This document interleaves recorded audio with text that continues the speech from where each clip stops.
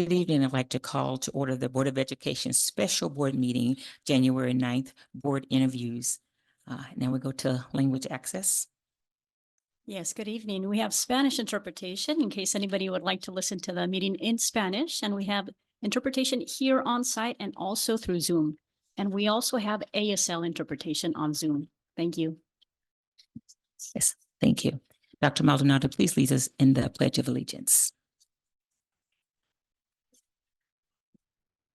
Good afternoon, everyone. Please rise and face the flag. Put your right hand over your heart, Ready, begin. I pledge allegiance to the flag of the United States of America and to the republic for which it stands, one nation, under God, indivisible, with liberty and justice for all. Thank you. Good evening, everyone. For those who are in the boardroom with us, as well as those who are participating through virtual access. I want to thank everyone for their interest in our Board of Trustees vacancy appointment service tonight. We understand that civic service is essential, and the person who's taken on this role will have the important duty of directing our children's future. To maintain integrity, transparency, and other interview process, we originally had 16 candidates to be interviewed during these next two meetings. Their applications were brought forth upon meeting the qualifications. We have a couple of changes to report on the agenda for Wednesday, January 10th. We are now interviewing 14 candidates. The candidates Margaret Easby and Jacqueline Enda, both scheduled for Wednesday, withdrew their applications. After confirming the candidates, we have adjusted the interview times for Wednesday. Kate Parker will start at 5:15. Julian Safarian will start at 5:47. Luis Esparza will start at 6:19. Jill Gedbach will start at 6:51. And Mario Galicia Jr. will start at 7:50. And James Gribble will start at 8:22. So thank you for those changes to make sure that everyone is aware of the changes in the process. Each interview is scheduled for 30 minutes with a 2-minute passing period. All candidates have received 5 questions ahead of time. There will not be any follow-up questions or comments, as we know this is over a 2-day process. These interviews will start tonight and continue tomorrow on Wednesday, January 10th, starting at 5 p.m. here in the boardroom. We are looking forward to hearing from the applicants, their vision for the district. We thank everyone for stepping up to be a part of this public process. So with that, do we have any public comments, requests to speak, Mr.? Yes, we have one public commenter for C2, and it is Jacqueline Enda. You have 3 minutes. Welcome.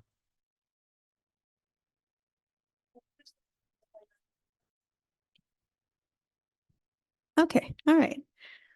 Members of the board, community, my name is Jacqueline Enda, and I want to inform you that I am withdrawing my application to be reviewed in support of Kate Parker.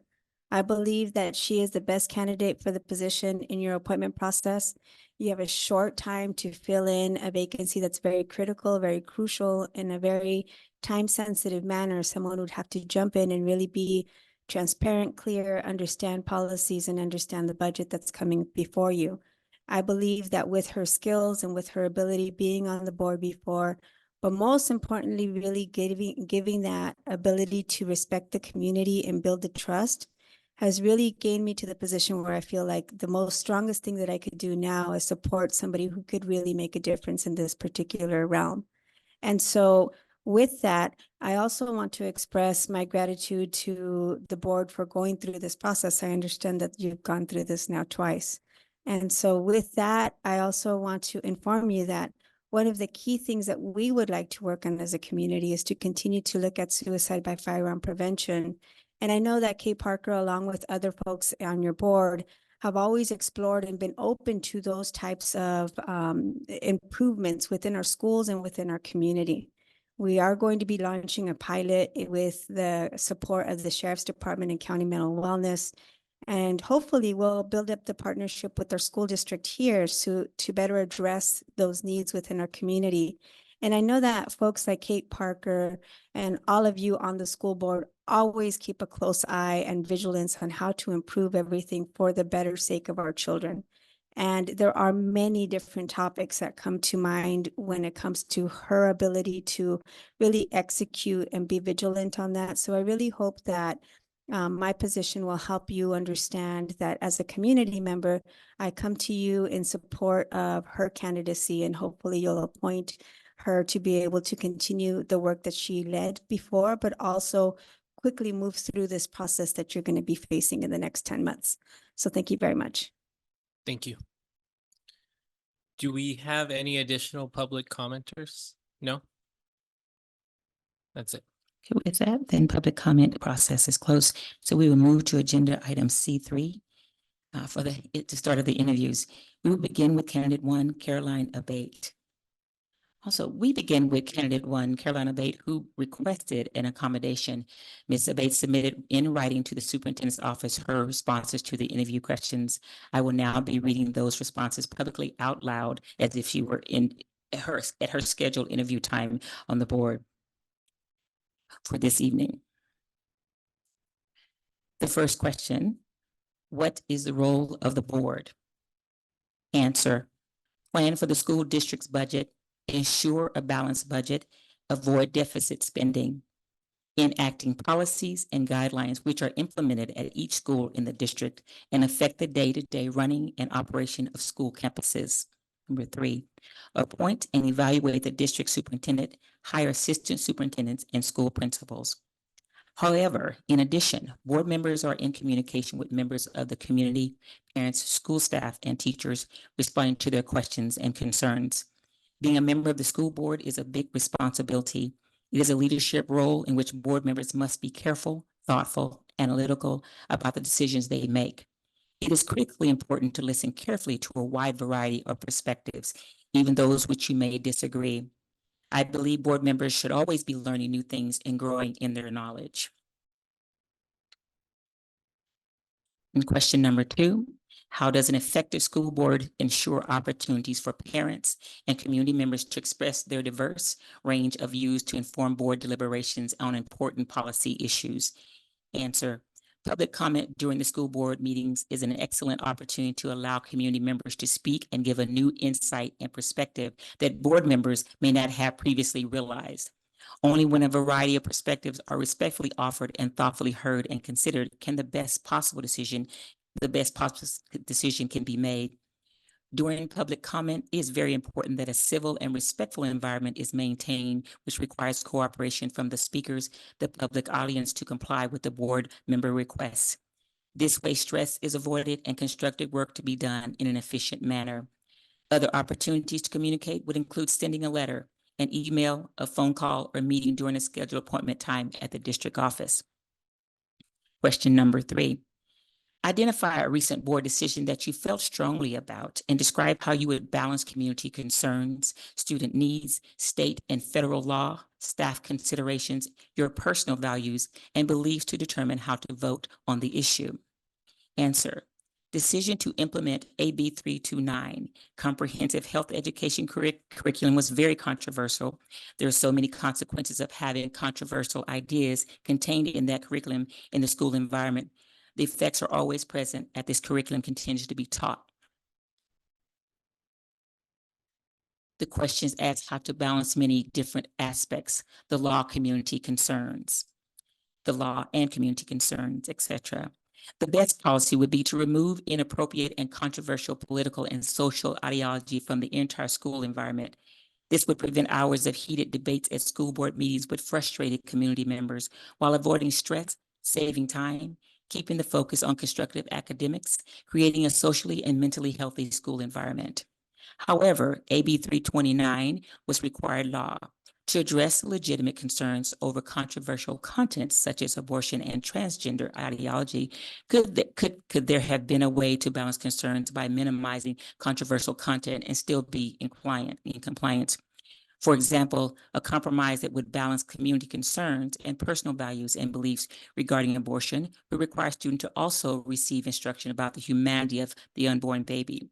Students would be told about the painful regrets experienced by many women who had an abortion when they had no real life experience, were not given a full and complete understanding of the long-term psychological and emotional consequences of abortion.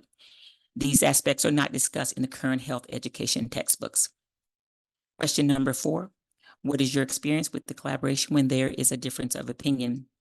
Answer, the most important rule when working collaboratively when there is a difference of opinion is to remain respectful, reduce stress and tension by staying calm. Learning to listen, not just to hear, but really listen to what someone is trying to communicate is essential. The way you get better understanding of their perspective, get to the root of the disagreement, and can then propose a compromise solution. Lastly, realize that there are many times when you may just have to agree to disagree and move on. At the same time, always look for ways to be sincerely complimentary and positive and maintain a productive working relationship on common goals in the best interest of our Santa Barbara Unified students, community members, and the district. Question 5. What is your understanding of the funding structure of Santa Barbara Unified School District and the board members' role related to the budget and the fiscal health of the district? If selected, how would you contribute to make sure that the district continue its good fiscal standing? Answer, the funding structure. School districts and county offices of education use a system called fund accounting. This is the way all of their revenue and expenses are recorded.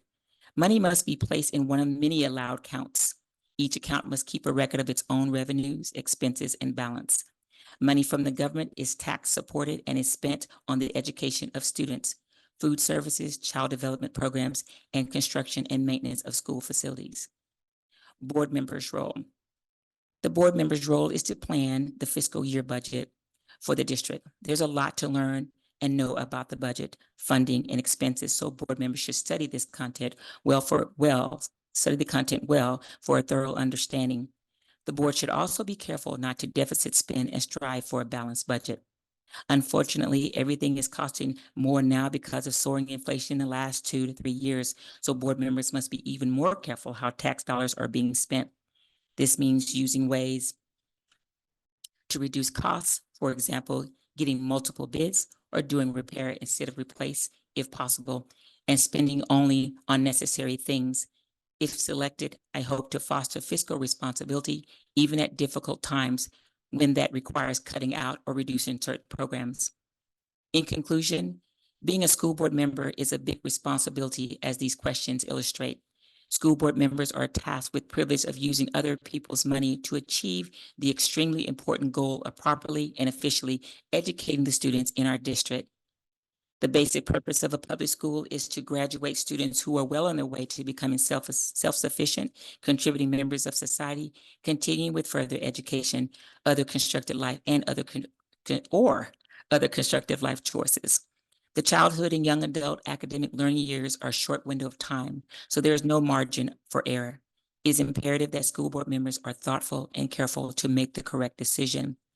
If selected, I would like to help Santa Barbara Unified School District maintain and grow areas of strength and success, while respectfully offering another perspective to help change and improve areas of weakness and problems. Thank you for being willing to read and listen to these answers. Your time and help are gratefully appreciated. Thank you, Ms. Carolina Bate. So I also want to thank Ms. Carolina Bate for submitting her answers and taking the time to do so. So next we will move to candidate number 2. Okay.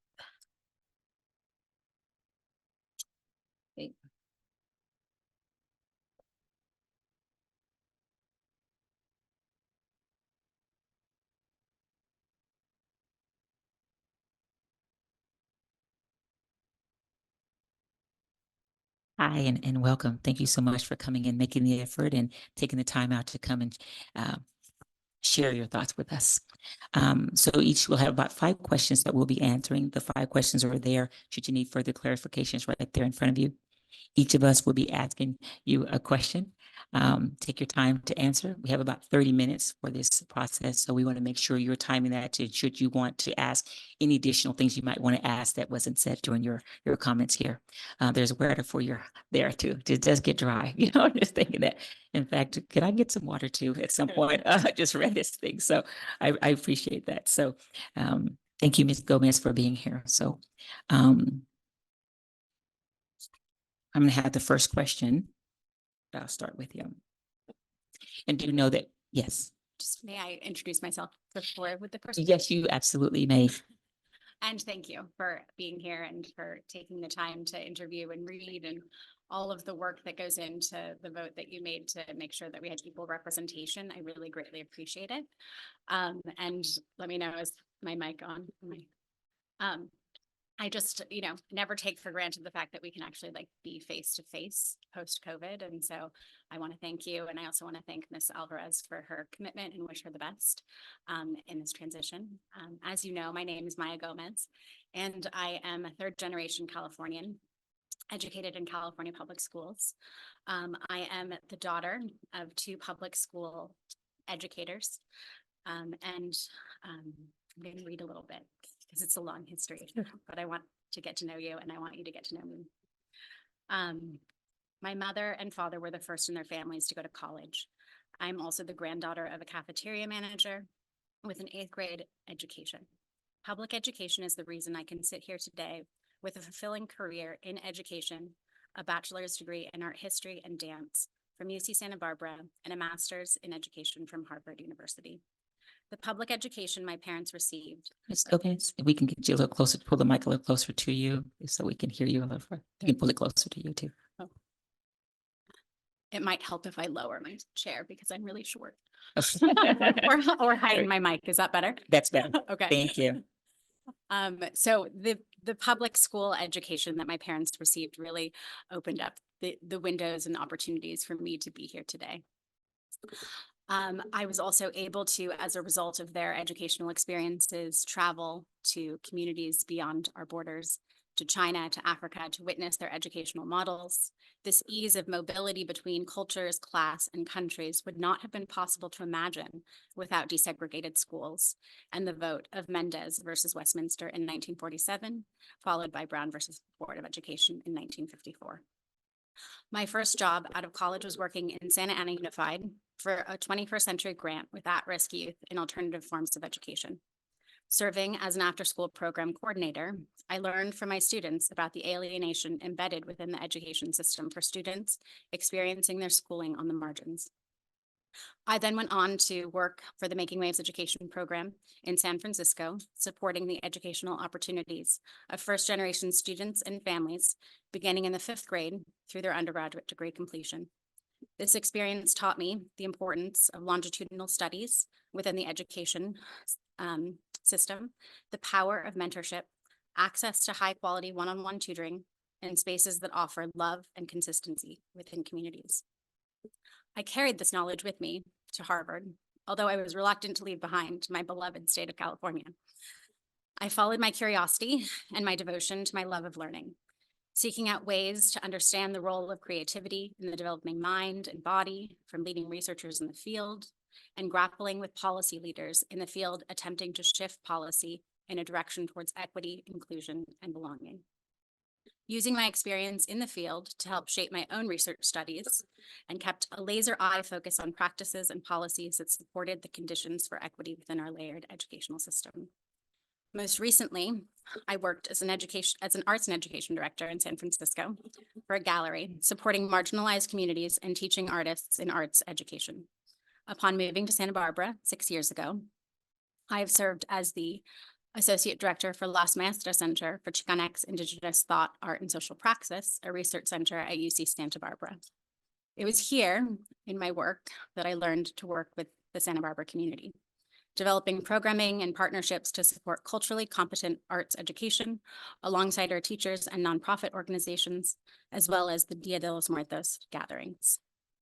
Now, as my son, my 3-year-old, is on the precipice of his own K-12 educational journey, I find myself eager to participate and contribute to our local public schools during this time of great need and transition. So thank you for having me. Thank you for that introduction. I got ahead of myself, so thank you. It's always good, we're all constantly learning. So I will have that first question, and I do also want to note that we will be taking notes from time to time but we are still listening.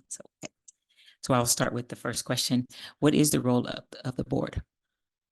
The role of the board, complex and simple. So to ensure, I think to ensure as a representative for the community. That is the role of the board as a representative, to listen, to engage, to grapple with challenges, to debate, to advocate for all students, to leverage experience, knowledge, perspective, resources, and relationships in the community, in the state, and beyond. Ultimately, as a member, it means to gather and synthesize all of the information available, to be a voice for the people. And the voice comes in the form of a vote. However, that vote has no power without the other votes of all the members of the board. This is where governing comes into play. So to answer your question, the role of the board is to govern. And so according to the dictionary, to govern means to conduct the policy, actions, and affairs of an organization, not to be confused with management. And according to your own board bylaws, the role of the board is to reflect the overall values of the community and bring the perspective of to the board meetings, establishing an effective and efficient structure. And I believe this board does that. To define the broad vision and direction of the district, this board has dedicated its mission to preparing students for a world that is yet to be created, which is definitely a mission I can get behind. Articulate the broad goals of the district and determine a way to monitor progress. This board's goals are to implement equitable responses to student behavior, engage all families and cultivate community partnerships, nurture student health and wellness, and other areas of focus are diverse and responsive educator workforce, effective family engagement and community partnerships, inclusive teaching and learning, sustainable operations, fiscal food and facilities, and supportive health and wellness. I believe the evaluation of the progress towards these goals regularly to be the most valuable use of time in order to leverage the board's role in creating and establishing effective policy, leading towards the mission as well as the added commitment to equity this board has taken on. I believe this district to have a unique opportunity to leverage progress for our state regarding models in districts considering our demographics, resources, and commitment to equity. The board also selects and evaluates a superintendent who can take the board in this direction and provide support to the superintendent and the staff, regularly evaluating the goals set by the district in order to allocate resources accordingly and ensuring the district is moving in the direction of its mission and goals. That wasn't enough. The other role is providing community leadership as advocates for children and, dare I say it, teachers. Considering this political climate that we are in an election year, I believe right now it is a time for district board members to be advocates for the field of education, and that includes teachers. Finally, the board must measure, evaluate, and ensure fiscal health for the district. In short, the role of the board is to oversee governance, vision, direction, and accountability in support of our students. Thank you for that, Mr. Escobedo. Thank you for applying. It's nice to meet you. So I have the second question. How does an effective school board ensure opportunities for parents and community members to express their diverse range of views to inform board deliberations on important policy issues? This is important. And I think, first of all, the format and the space for diversity of views has to be recognized and supported. And I believe this board does. I've watched several of the board meetings and I'm excited by the activity that takes place in this room. I found, after watching several meetings recently, I found the public comment section regarding teacher pay and the contract negotiations to be well supported with a diverse range of views. It was very powerful to listen to a number of students' voices alongside parents and teachers on behalf of an issue. After listening to all of the voices during last month's meeting, I was grateful and eager to participate in my community. I heard a Spanish-speaking mother offering her son her 90 seconds so that he could complete the 3-minute testimony that he had prepared. A new student from LAUSD who felt that Santa Barbara was a district that she felt welcomed into and a sense of belonging. Teachers standing up for one another, and a mom who felt as if we were living in two different worlds, to be countered by an educator chanting, "Somos unidos, somos unidos." I think Santa Barbara is a small enough community where we run into one another at the grocery store, at the park, at the beach. It's a community that says, "Buenos dias, ¿cómo estás? How are you?" and takes the time to listen. So when there is an important policy decision or something impacting our community, there is participation because the levers of change are not so far removed from the community. There's a fabric and a culture of relationship. I think the role of this board is to ensure we maintain the community connection and dialogue. That requires anticipating and cultivating a public that participates. This can be done by setting up coffee before a big meeting. It can be done by setting up public forums on key issues throughout the year, breaking bread with one another, and even simply administering surveys. This board is very transparent with its information. The broadcasting and translation support are amazing. They're timely and they're organized. I found myself scrolling through and having access to too much information. It might also be helpful, I know, when working with marginalized communities to let go of language that has acronyms. I think that can be the most confusing part about participation sometimes. I think the timeliness and the organization of agenda reports are helpful and should continue. I think, you know, I don't have childcare all the time at 6 o'clock. So continuing with that board report that is virtual or that public comment virtually is extraordinarily helpful. I think other things that are helpful are being explicit, and I've already spoken to the issue of acronyms in education, but also internal language when discussing an issue, just to every extent possible to try to at least define it before a full discussion takes shape around it. Providing adequate time for the community to prepare a public comment by identifying key issues in advance. And I think since the board only has power in its entirety, these moments of public format are extraordinarily helpful and should continue. Thank you. Next, Mr. Banning. Please identify a recent board decision that you felt strongly about and describe how you would balance community concerns, student needs, state and federal law, staff considerations, and your personal value and beliefs to determine how to vote on the issue. So I'm going to speak to two decisions because it was really hard to narrow it. The first one being a summer decision that you all made alongside Ms. Alvarez to support the 2% increases for teachers and staff and the $1,000 stipends that provided more equity. I thought that was a really beautiful step in the right direction, especially in anticipation of these contracts that are coming up with teachers and the cost of living and just the tantamount extraordinarily weight of our post-COVID experience as first-line workers, educators. I thought it was just really effectively crafted and designed, and I was grateful for that. The other decision was recent, between October and November, I believe. There was a policy display of all of the policies that the staff had recently updated.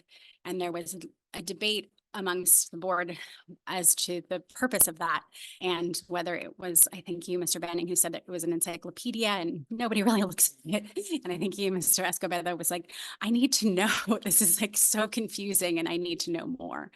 And I felt like there was discomfort, and I appreciated the ways in which you as a board were able to check in with the staff and say, okay, what's the timeline on these? When do these need to be decided? Do we have a little bit more space to get a little bit more transparency in terms of this, this big load of work that has been conducted and the ability for us to be able to see it and make a clear, conscious vote. Because the next meeting was so beautifully translated, not only for you all to vote on it, but also for us as the public. And so I think moving forward, it was just a really nicely well done collaborative use of time and dedication to good work. Thank you. Ms. Munoz. Okay, hello, good evening. Good evening. What is your experience with collaboration when there is a difference of opinion? I think all collaboration usually has a difference of opinion. I can say as a person who works in arts education, the most fruitful collaborations offer that diversity of opinion.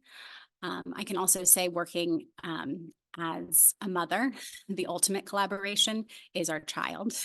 Between me and my partner, who come from extraordinarily disparate backgrounds, he from Sacramento and me from Santa Ana and Irvine, the polar opposite ends of California. We are in constant debate about the direction for our child. And I think collaboration is key because it's, two heads are always better than one. And it's not because they're two separate heads, but it's because they form a third head. And that third head would not exist without those two bodies collaborating. And so that requires space, and that requires time, and it requires patience, flexibility, compromise, and commitment. Commitment to a shared common ground and commitment to values. So the more collaboration, the better. And the more diversity of thought, I think the better, as long as there's a ground for the conditions that can create diverse opinions to exist.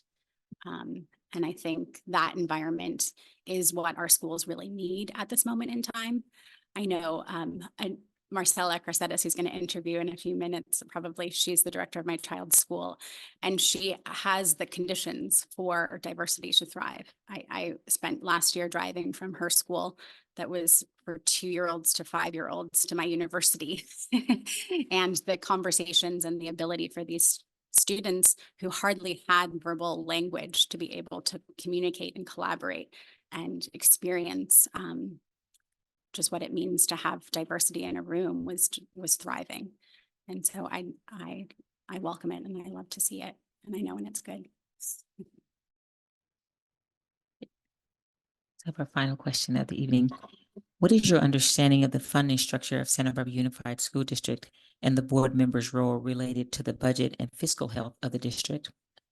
If selected, how will you contribute to make sure that the district continues its good fiscal standing?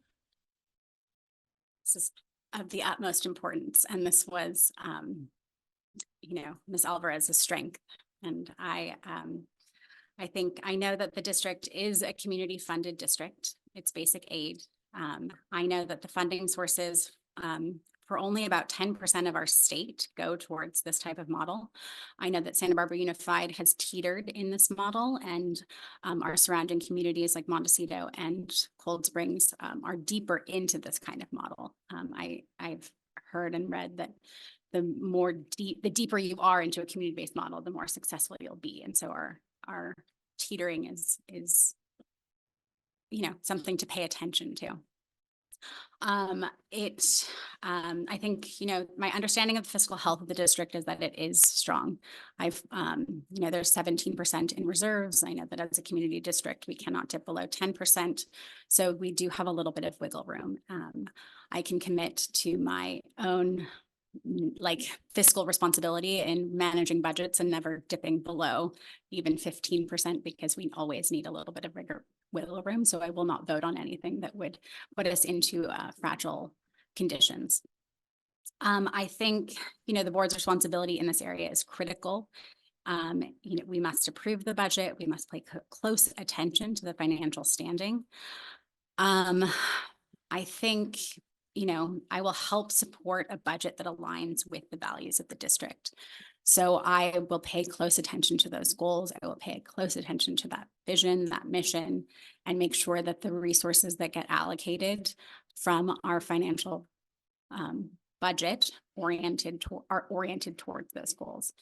And at times when we don't have the finances to reach those goals, I have a track record of bringing in partnerships and bringing in foundations and writing grants. And so I really do appreciate when we see strategic plans like the Arts District Plan with the grant that could potentially help support that.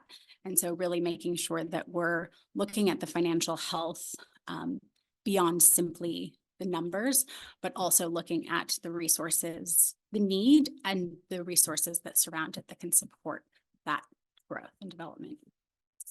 I know that there was a waiver recently that's been all over the news, and it was like 6%. Now it's like 3%, and there was $3.2 million that was underpaid to teachers. So meeting that threshold of 55% towards teachers is a priority. It's the first time this district has not met that, which is a concern that I'd like to pay really close attention to, and a curiosity of why are we not striving for 60% towards teachers? I think this is a district with less than 13,000 students. And the most impact that we can have is in the hands of teachers feeling supported and high quality teaching and learning in the classroom. So I'd like to see that move forward. I think, during this time, we're reaching an end of COVID funding. So the budget's going to look fairly different. We have a state deficit and reductions due to enrollment deadline that's happening all over the state. And we're in like a little bit of a budgetary challenge. So I can offer just a solid track record in terms of my nonprofit experience working with little and minimum means, and always being able to support the needs of our students and their academic success, and providing them with opportunities through relationships and partnerships and strong fiscal management. Well, thank you. Thank you for being here. And we still have some time here. So are there any concluding comments that you might want to add that you haven't already said or expressed?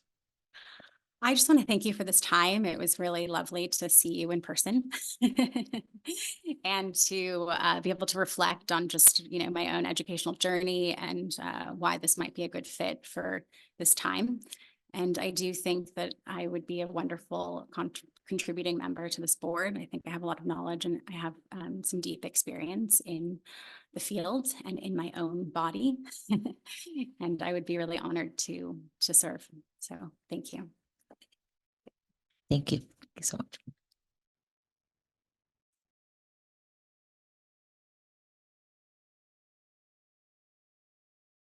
Yes, back live here. Welcome and thank you, Ms. Thomas, for being here this evening. So we have about 30 minutes for this interview process today. I know you've received the questions ahead of time, and they're also there in front of you should there need clarification on what the questions that we're asking. So each of us will ask the questions one at a time, and feel free to take your time to answer. No hurry about anything. So I see you brought your own water, but we have some extra in case it gets empty. So we're good to go with that. And feel free to add any opening and concluding comments throughout this 30 minutes. So welcome. Thank you. And do you need me to push this? Is that helpful for folks? Okay. Yep. Actually, just push it and let it, yeah. It just stays on. Yes. Oh, then you're a captive audience. Oh no. Yeah. Thanks for allowing me to be here. Good to meet all of you in person. I don't have a lot of opening comments. I think they're on the Google Doc that we filled out early, but Cynthia Toms and I have 2 kids at Dos Pueblos. I live in area 2, and I have a little one, a TK or at Roosevelt. I say a late add to the game. Game was in full motion, and I realized there's another one on the way. So I kind of span the full educational system here. And I'm sure other things will come out in the process of our conversation together. So I'll stop with those and let you all begin questions. I assume there's time at the end for extra space. Yes, absolutely. So I'll have the first question. What is the role of the board? So admittedly, I am not someone who's a political animal and used to kind of an elective process. So I did some thinking, and I just have a couple of things I wrote down. So if it's okay with you, I'll use a few notes here. I think the role of a board is to set the vision and the goals for our districts and standards of performance of our schools and our superintendents. Elected by the people, and express our values and our views, our desires for our public school district. I think that we educate close to 90% of those that are in our society here with us, and we make policies. Probably most importantly, though, we're the ones that are closest to the students and even to the teachers. I said on the way in to Sandra, I said, my son entered Mrs. Troop's class, and whenever I say to someone, oh, he started TK and he's in Mrs. Troop's class, there's a collective warm moment. Oh, we love Mrs. Troop. It seems she's educated at least half of my neighborhood. And so I think that one of the things that we do is we're just simply a conduit of goodwill but also someone who's there to maybe kind of think about the vision, the world that is to come, every child, every chance, every day.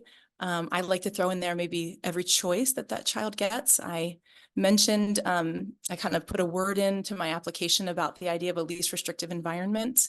One of the classes that I teach is on special populations, and the history of inclusion in our schools is a really important history for all of us to know and be reminded of.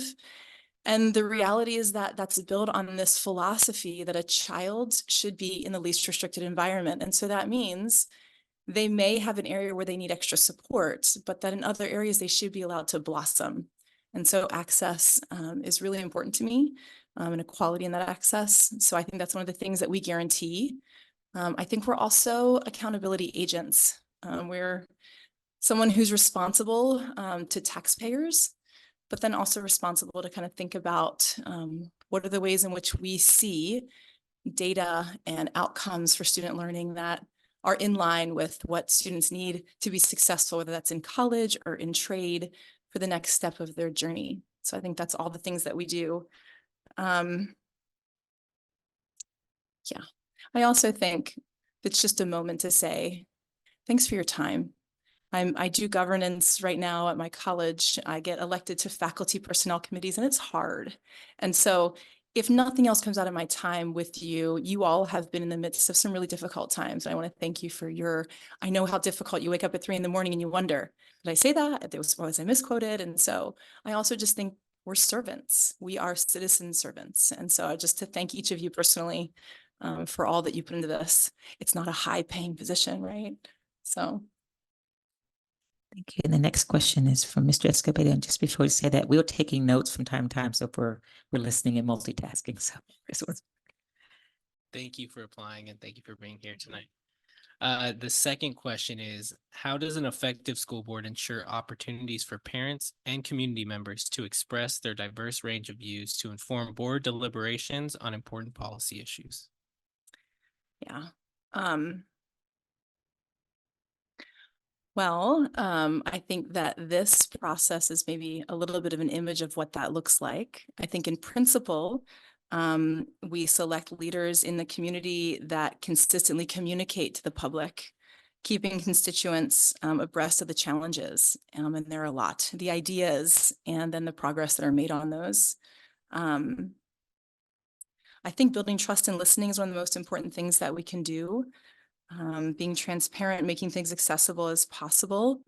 I will say that in terms of expressing different views, when I actually kind of put my name in fairly quickly thinking, well, if this is a place where I can lend insight, and I've been through this, I now have high schoolers and kind of have a sense of the school in ways that I would love to be a part of its continual improvement and maintenance.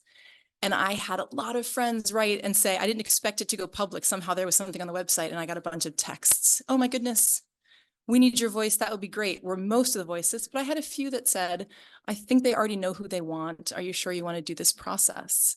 And that hurt me. And went just in thinking that I actually believe in the governance of elected boards, as you all are. And I think that it's still important when people represent something that's maybe different than what I believe or my views, to bring those into the space and to say, this is what constituents believe.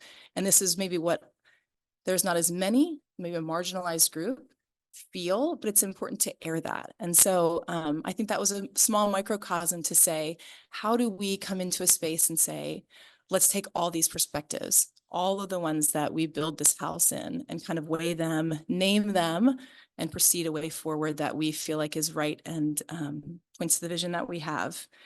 I live in District 2. I do think we're a vacant voice now. So there's a part of me that feels that maybe we need someone that has our neighborhood in mind and our schools in mind. And I would also just say, again, I'm not someone who's ever gone through an election, but if you were to talk to people who I've worked with, I am someone who believes that having a unifying voice is one of the most important things that we do. So finding ways that we have similar values and mission, and starting with those first before we begin to think about the different ideas we have to solve a problem, is one of the best things that we can do to guarantee that process. I'll just say from my own background, if it's okay, I did list quite a few of the ways I've been involved with our ethnic studies minor and helping build that, a lot of the implicit bias training. A lot of my background, I actually did my dissertation in Costa Rica in Spanish. Please don't ask me to, don't quiz me right now, but I certainly am someone who cares a lot about, especially Indigenous people groups. I take students to Uganda regularly. And I'm on the board of SB Act, working toward some of the issues that we have in homelessness. And my recent sabbatical was in food security. I think we have some of the best programs for food security in all schools in all the country. We have a lot to be proud of. And so I do think that there is a sense of the issues that are before us that are yelling at us are the ones we have to address. But there's also a really broad perspective and ways that our students can continue to benefit from what we bring to the board. And so I also would just want to say that I would love to work on some of those, and I would love to be a part of the ways that we continue to contribute, not just to our local schools, but to models that other, counties can look to, and the ways that we're addressing things like poverty, food security. Yeah, so I'll stop there. Did I answer your question? You did. Good. Thank you. Yeah. Yes, Mr. Manning. I'm going to be asking the next question.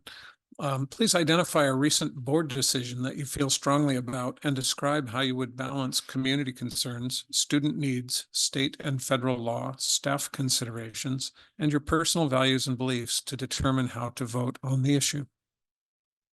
Okay, so I thought about this, and I'm going to avoid some of the more recent issues because I think that they're a lot deeper and require a lot more listening before I think I have solutions for them. But I was actually thinking, as I mentioned earlier, just the process by which you are choosing a provisional board member. And I think if I were to balance community concerns, I would continue to do what you all are doing, and that is making the process transparent. Having as many open sessions as you are right now, you're broadcasting and leaving open for comment, allowing the community kind of up-to-date process-related timelines and deadlines for choosing. I think that's really important.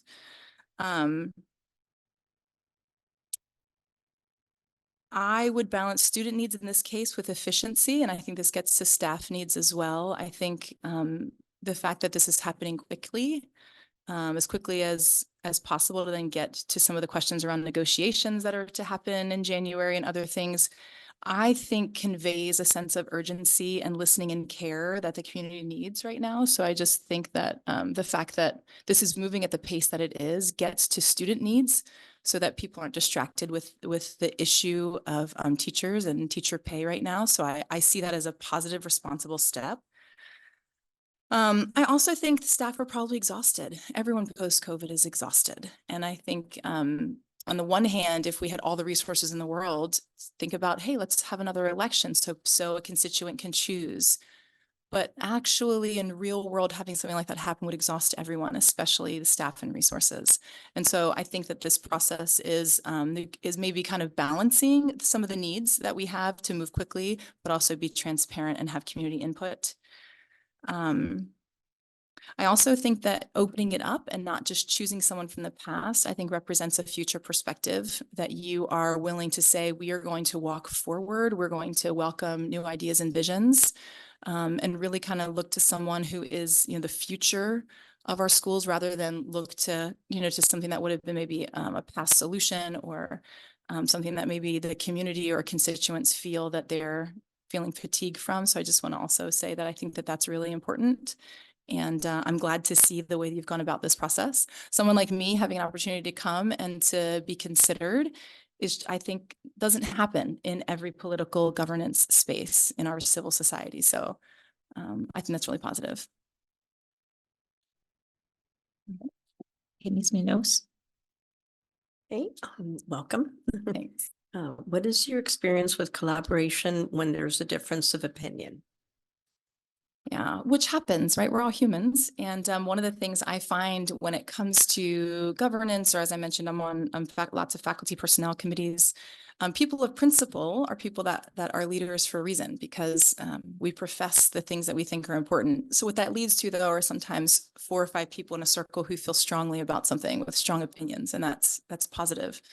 I mentioned earlier, I think the most important thing that we do is we start with our mission. What brought us here? We really care about our students. We really care about our teachers. We really care about our community. And even more than that, when we care about a country with an educated citizenry, that's what we want.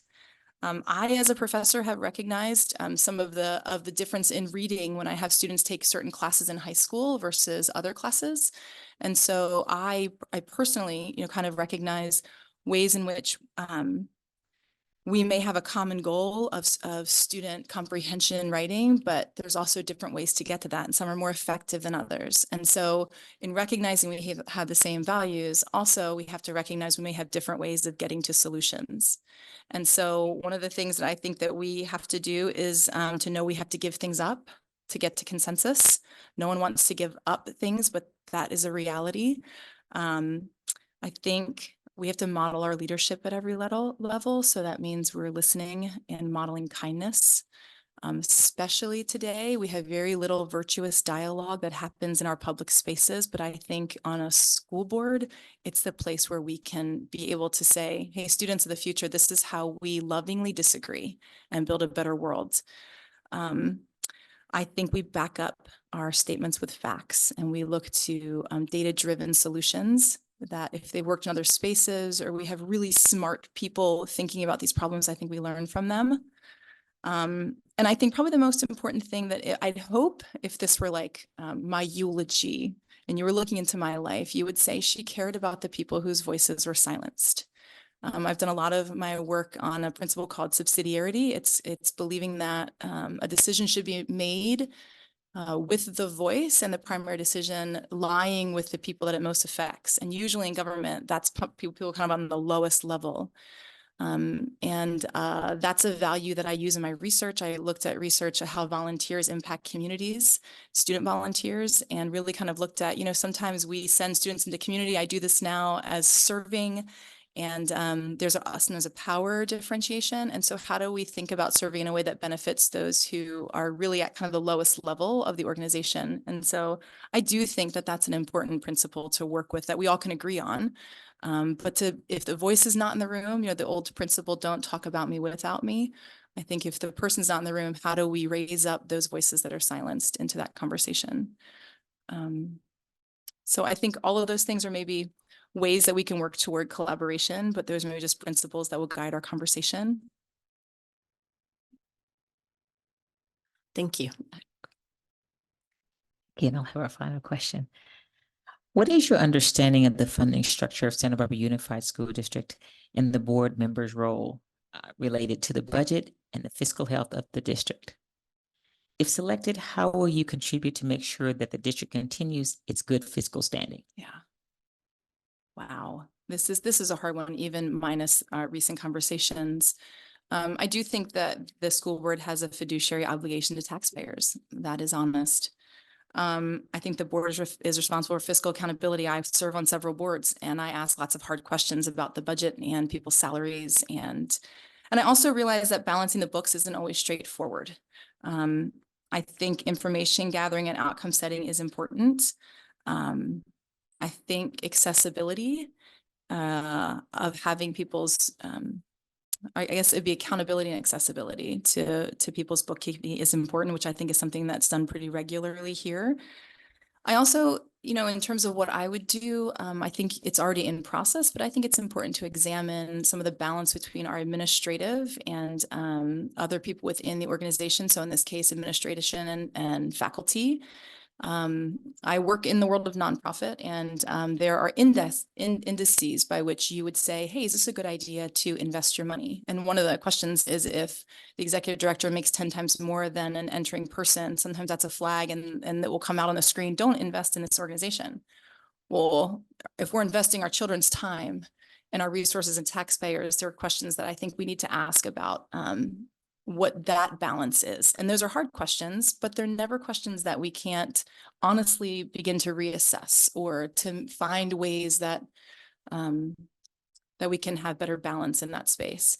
But I'd also say, I think that could feel almost punitive. And I don't think it has to be. I don't mean to be, a beacon of light and hope, but I do actually think We live in a county that has a lot of resources, and I've seen people come together to support things. I look at the new engineering building at DP. I look at the amount of resources that the Apple program has. I look at ways that I have lots of, friends and networks, and the ways that people give to what they believe in.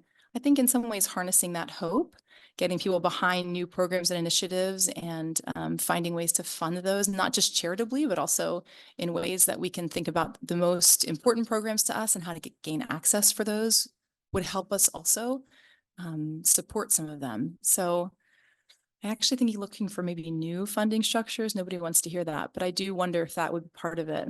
I also think we could increase our overall percentage of what SB Unified gets in our overall taxpayer funding compared to LA and others. I just looked very briefly, but it looks like we're only at 2.2%, and others are up closer to 3.5% in some areas. So I guess I'd question that and wonder if there's ways that we can find those resources as well. So maybe that's rebalancing, but also looking for other ways if there's falls to cover those. Does that sound like I'm out of touch? I realize anytime you come in as an external evaluator and you're like, we just need more money. We're like, thank you so much. We didn't think of that. So clearly I know that that's not easily said, but I do think that there's opportunities out there. Well, thank you. Are there any closing comments you'd like to conclude with? No, again, I don't think of myself as someone who's here to be elected. So I think I've covered most of it. I do want to say that I think that people want to foster goodwill, and I think that that's what you all are here to do. And I appreciate your time and also your transparency in this process. And I'm here tonight with hopefulness as we move forward as a group. And so even if it ends up me not being on your board, I think I'd bring a lot and would love to work with all of you, but it's not me. There are people like me out there that are working toward goodwill and are supporting your initiative. So be hopeful in that space.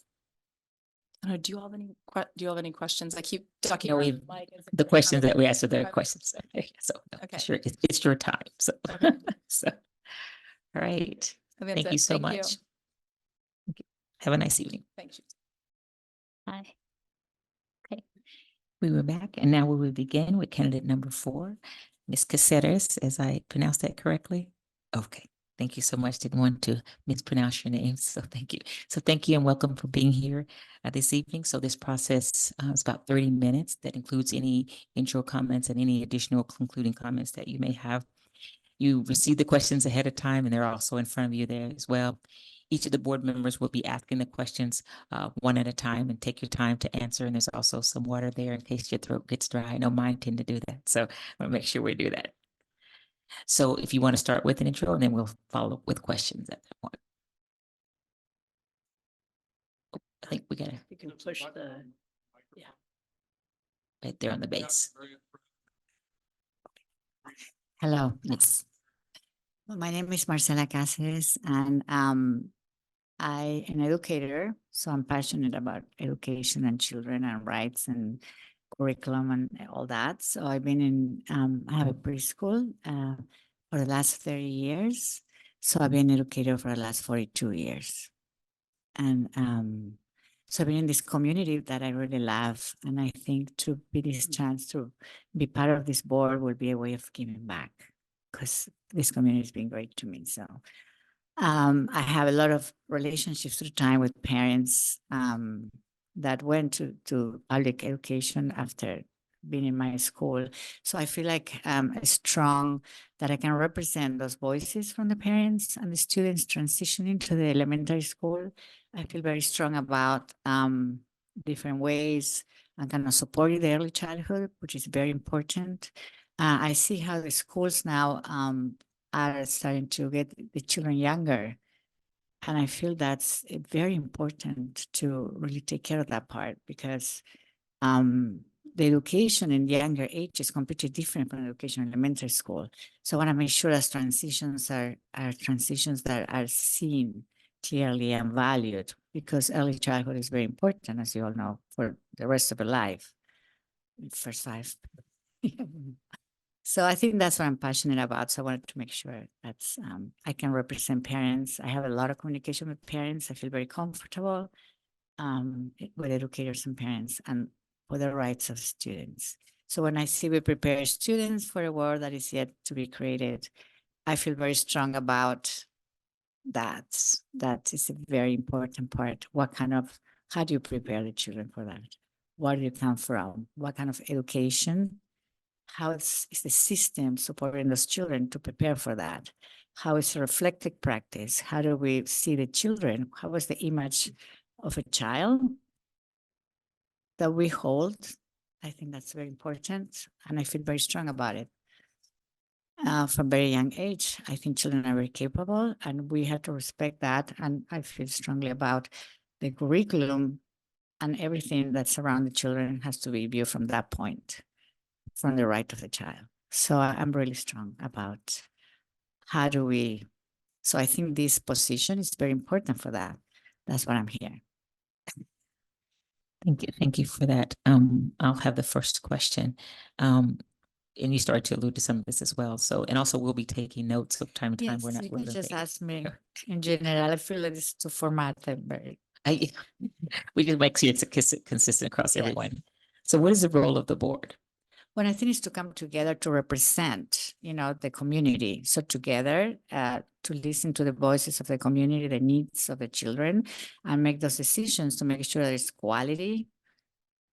And of course, and we're aligned with everything else. But to me, the quality is very important. So we're able to come together with different decisions in different areas of the school district and the community needs. Educators, children, budgets, and all those things. It's a lot to discuss. And I ran my school for 30 years, so I have some idea of budgeting, but I've never been on a board. So Okay, Mr. Escobedo. Thank you. Thank you for being here. I have the second question. So the second question is, how does an effective school board ensure opportunities for parents and community members to express their diverse range of views to inform board deliberations on important policy issues? what I think is very important to be inclusive and have a co-participation where the families and the parents and the students, they all can be here. So I mean, that's a very important part. So I think if you make that clear, where people have the opportunity to participate, and I think it's much more democratic way of kind of coming to decisions. So having the opportunities for parents, families to be here, I think that's will be the way. Thank you. Mr. Banning. Third question. Please identify a recent board decision that you felt strongly about and describe how you would balance community concerns, student needs, state and federal law, staff considerations, and your personal values and beliefs to determine how to vote on the issue. But I think there's so many things to consider, right? It's a lot of things to consider, but we always go to the rights of the children. So to me, that's very important. And then based on the right of the children, I will make decisions that I think you have to do your research and kind of talk about, different things. But if I think about one of that to me was very dear because I'm in early childhood education. So to me, all these changes that are happening in the 3 or 4 years old is big. And I feel very strong that I can be, I can support those structures. Because if you really want to create and prepare the students for this world that is yet to be created, you have to have a very strong early childhood training, I will say, or knowledge. And I feel like now that's a little bit diluted because it's happening that elementary school is more in charge of the early childhood part. And I feel like the early childhood is a different way of, and neuroscience can tell you that, that's a different brain. So you cannot have the same format that you have in elementary school. I feel that it has to be more, it has to be different. So I think that would be something that I feel strong about, that I can support, and I feel that my knowledge can help because of the experience I have. Thank you. Ms. Munoz. Okay, welcome. What is your experience with collaboration when there's a difference of opinion? Yeah. I do, when I think it's good to have difference of opinions. We value the different opinions, and the way I learn how to, how to be a teacher, I think the difference of opinions is very important because you create different points of view. So I believe that that's the great is to have different opinions, but then coming to agree on a goal. So let's say if the children's rights is important, we always have in mind that we're going through the children's rights. So we can have different opinions how to address that, but we all have to listen to each other and kind of collaborate. But the idea is common goal that is, the well-being of the community, the students, the families. So, but I believe in collaboration. My whole philosophy in my school is about collaboration. I collaborate with educators here. I collaborate with educators. They're not in the country too. And I just think it's so rich and you learn so much from collaboration from different people and ideas. Thank you. Okay, so I have your question number 5. What is your understanding of the funding structure of Santa Barbara Unified School District and the board members' role related to the budget and fiscal health of the district? If selected, how will you contribute to make sure that the district continues to continue its good fiscal standing? Well, this is something I'm gonna learn with you. I just know how to budget my own school, but I feel like there is a lot of consideration. And I think this is very important because it's all about priorities. And again, collaboration, knowledge, priorities, research. So how do you go about things in budget? That's how I actually do it right now. But I think I will collaborate with all of you on that. But I think it's about priorities and budget and different points of view on how do we go about different decisions. So that's something I will be learning from the board. Thank you. Do you have any closing comments or that you want that you haven't already shared that you want the board to hear?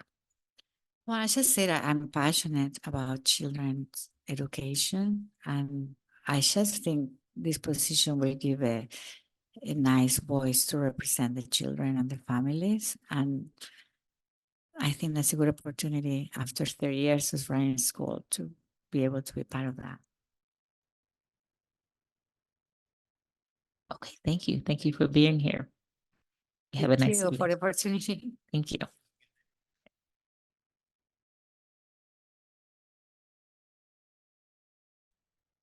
Thank you. So the board will take a 45-minute break because we had a little time just crunched in. And so our next candidate is not due in until 7:30. So the board will take a break until 7:30 when we reconvene. Thank you.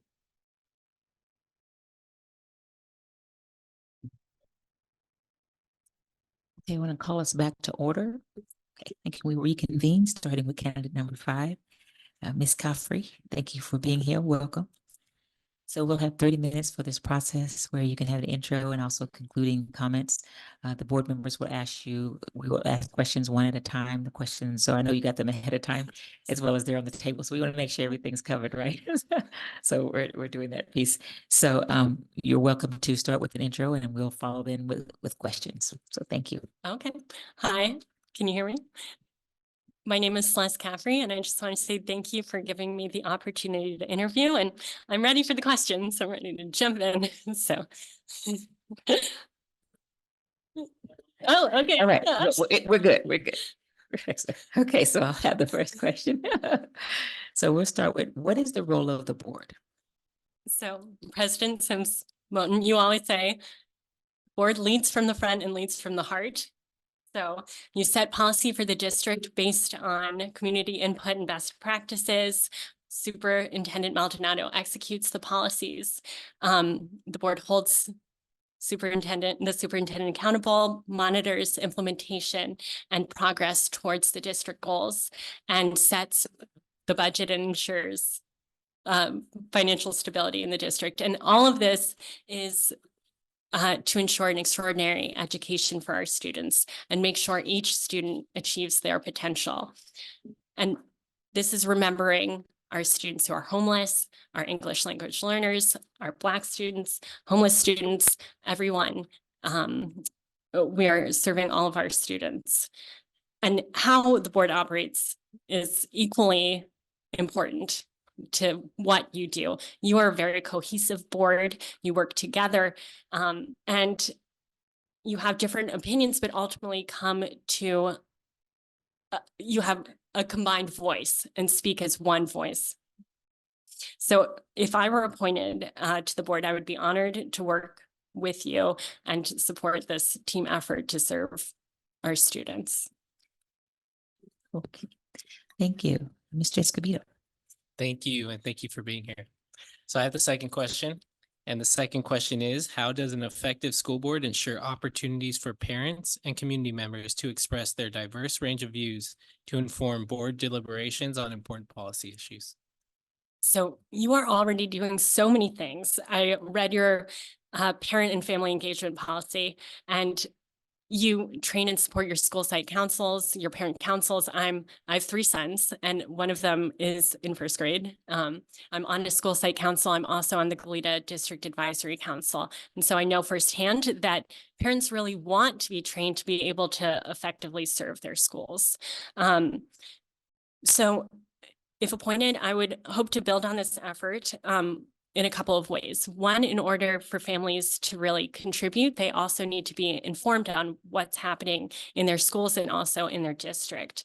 I read the LCAP, and the Parent Advisory Council has said that they want to know more about student outcomes in venues other than the board meetings. And they also want clarity on funding for the district. I think one possible idea is working on our website, making information on the website more accessible and understandable. I think Palo Alto Promise on their website is very clear, and they have 3 to 5 SMART goals. They have the plans that are related to those goals, metrics for how they are measuring progress, and then also links to board reports, so you can easily find anytime the board talks about their main goals. So secondly, families have to have venue for giving feedback. You have a lot, you have surveys, interviews, focus groups. I think another idea that you could potentially think about, the board could think about, is a community engagement calendar. So basically providing a couple of forums through the year, maybe 3 forums through the year, that allows a 2-way conversation with families and the community. President Simpson mentioned having a town hall to talk about interdistrict transfer. So you could, any policy that is really important to families, you can have a conversation through this type of forum. And obviously you would have to, when organizing it, figure out schedules that are most convenient for working families and have, accommodate what works in order to best get feedback. Okay, Thank you. it's okay. Take your time. That's all right. Sorry, it's all good. So, Mr. Banning. Okay. Please identify a recent board decision that you felt strongly about and describe how you would balance community concerns, student needs, state and federal law, staff considerations, and your personal values and beliefs to determine how to vote on the issue.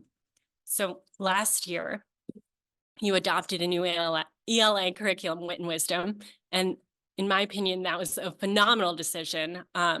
You are the first district in our county to adopt a science-based reading curriculum. So that is huge. And I saw Superintendent Maldonado. She shared with us some really impressive results that we're already seeing in 1 year. So Adams saw 14.4% growth in reading scores in 1 year. Cleveland 9.9%, and Roosevelt 14.8% in year. I thought that was incredible. So if I were on the board at the time of the vote, one, I would consider student needs. is this intervention helpful for students, and what is the evidence that this curriculum works? Then, very important, staff and teachers, they're the ones who are going to be implementing a new curriculum. It matters what they think and what kind of support they need in this rollout. Community contribution, there's a lot of wisdom in this community. So getting feedback through a form.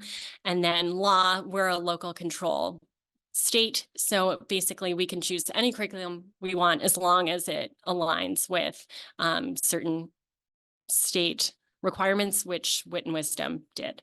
So that is how I would make that decision. And then based on my personal beliefs, the reason I care is basically I have spent the last year as parent advocate working with a group of parents advocating for science-based reading instruction in Goleta. And we, excuse me, we have been making a lot of progress. Goleta is making great strides forward. For example, they're starting to implement Haggerty, they're using Dibbles. Our teachers are being trained in science of reading through LA County Office of Education's modules. So they're really doing a lot of great things. So basically, in terms of my beliefs when making decisions, I'm all about data and evidence. And then I make decisions based on what is going to allow students to really succeed and achieve as well as they possibly can. So that's kind of how I frame decisions. Thank you, Ms. Munoz.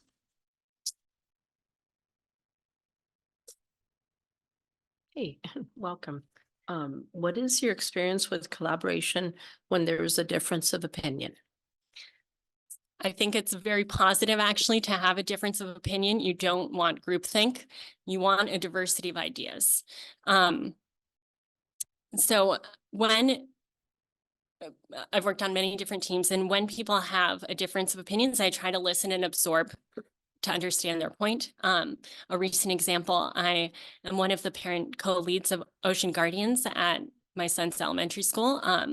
That's through the NOAA. And basically our major project for this year is helping the school transition from single-use plastic tableware in our cafeteria to reusable tableware, hopefully non-plastic. And that's better for student health and also for the environment. And initially I thought, oh, let's roll it out in the whole district. And after hearing from other members of the team and our fantastic principal, I realized they convinced me that piloting at our school was a better plan. And so that's what we're going to do. So yes, basically, I think it is important to listen to other people, and we're all ultimately working towards the same thing. So figure out how do we best achieve the goals we're working towards. Thank you. Thank you. Now I'll have our question number 5. What is your understanding? It's 2-part. What is your understanding of the funding structure of Santa Barbara Unified School District and the board members' role related to the budget and fiscal health of the district? If selected, how will you contribute to make sure that the district continues its good fiscal stand? So financial stability is the bedrock of the district. We can't do anything without being in a good financial condition. We are a basic aid district, which means we get the majority of our revenue from property taxes. That was $161.8 million last year, or 68% of our revenues. It's clear that our board, that you are stewards of the district's resources. So if appointed, I would hope to contribute to the financial stability of the district, and I think my background would contribute. I'm currently doing a certificate in education finance from Georgetown. Georgetown has a think tank called Edunomics, which basically specializes in helping districts figure out how to use their budgets to drive student success. And then I also have an MBA, and I worked in operations for a data analytics company. So concretely, the 3 things I would think about: 1, I would hope to help the board think about strategic budgeting, so outcome-based budgeting. Aligning our resources with our strategic goals in the next 5 years. So that basically means that we have our 4 or 5 SMART goals. We have plans for those goals, and then we fund based on those plans. Secondly, I would hope to contribute by thinking about containing costs. How do we deliver services as efficiently as possible to our students efficiently, and also we provide exceptional education. So this is something every organization thinks about all the time, is cost, and how do we best serve our students by being really smart about cost. And then after these 2 steps, I would think about, if necessary, additional funding possibilities for our district. So basically my 3 points are outcome-based budgeting, cost containment, and then additional resources if possible, like from our community. So yes. Thank you for that. So we've come to the quick end here. So Yes. what do you feel free, you got plenty of time to add any closing comments that you'd like to say. Well, I just want to conclude by saying I feel like you are a very strong board, and I would be honored to be a part of it and help support Santa Barbara USD as we continue to move forward. So thank you very much for giving me the opportunity to interview. Thank you for being here. Thank you. Have a good evening.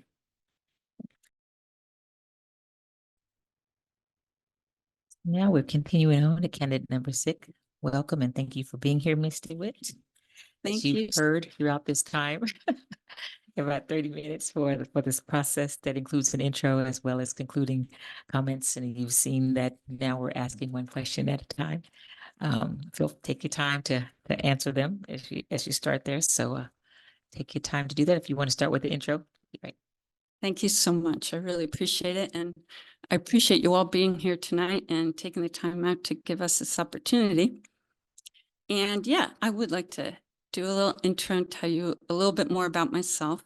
And I am actually an English language learner. My family came from Holland, and I am the first one from my family born in this country. And we spoke Dutch at home all the time, intentionally. Naturally, my older sisters did know English because they learned that in Holland, but I didn't. And so I do have experience of going to school with English not being my primary language.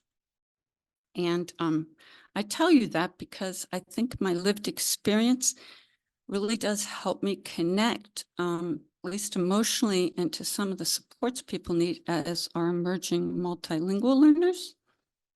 And also, I am neurodivergent, and I have a son who's dyslexic. And so I have a lot of lived experience that is valuable around special ed. And some of the things, some of my feelings I just want to clarify around this issue and around just how systems work are really directed at systems in general, because some of the things I'm saying I actually think apply all across the country. So I think I am in a unique position actually to help the board because, well, I can tell you just personal and expose some vulnerability, but you know, when I realized my son was dyslexic, or originally he had speech delays, he really didn't stand a chance by what was offered by the district. And this was long before anybody here's time. And the other thing that I experienced was that there were such low expectations for my son. And I was specifically told by staff that they had to not expect that my son would ever read or that my son would ever do math. And I was in fact literally told that. And on top of it, as I was actually quite upset at that, the person told me that don't worry about it. You love him and somebody else will love him too. And that remark has always stayed with me. And in part, it's a motivation for me because I'm very happy to tell you that no, my son did great. And we found that he was dyslexic, which is no surprise because I am too, and it runs in families. My son is now, actually, he went to his first choice school. He's studying zoology and wildlife, taking lots of tough courses, and he made the dean's list. Second semester, he had a little problem, but we don't care about that either. But the reason why I share this is because I think there is, in our system, a lot of these vulnerable kids are, they're really underestimated early on. And the labels as well, I find extremely damaging. This is just my personal opinion that I want to share and lived experience, but telling somebody from the beginning that they're disabled is not really recognizing their talents and their gifts. So this is something I see across the board because all these vulnerable students do have great gifts, and sometimes they just have deficits in learning language. It's a common thing. So anyway, I offer that experience just as a little background. Further, one second, I'm talking so much, I need a sip. You're doing on time, I'm a talker.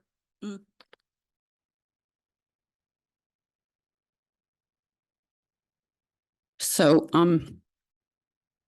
naturally, because of, I was grateful too. One of the reasons my son did succeed was also our community. I know a lot of people in the community, partially because of my work. I'm a photographer for events and do a lot of nonprofit work. I know a lot of the leadership. And so when I was in trouble, I realized my son was in trouble, and I realized that nobody had faith in him in the system. I saw that quickly, and I also saw how upsetting it was. My husband and I, who do have some means, were able to get him some of the interventions, some of the assessments, which tell you early on specifically, individually, where the student needs help. Furthermore, from our great town, somebody gave me a scholarship to go to a private school, Garden Street Academy, where they don't use any labels, and they do see kids' gifts, and they worked very well to help my son grow and become competent and let him be successful. But what I am very aware of is that there are so many vulnerable students in those 5 student groups that don't have the means, that aren't given scholarships, that don't know as many people that they can go to and ask for help and find out about scholarships. And a lot of our Latinx families also, I feel like they do not have the resources. And I think a lot of these, when I look at the demographics, a lot of these people fall through the cracks. And further, although this is hard to hear, but my best friend who I've known since, well, one of my close friends who runs Freedom for Youth, she sees the other side of things of the people who do go into the juvenile justice system from the education system. And it's largely this group that I have the same lived experience as. And another reason why I'm saying this is if you'll recall back when people thought smoking on airplanes was okay. I remember one time flying to Japan and everybody was lighting up and that was okay. We also remember, well, maybe not all of us, but I do remember back in the day, drinking and driving was considered much more acceptable. Sound bites for ads would say, hey, take one for the road.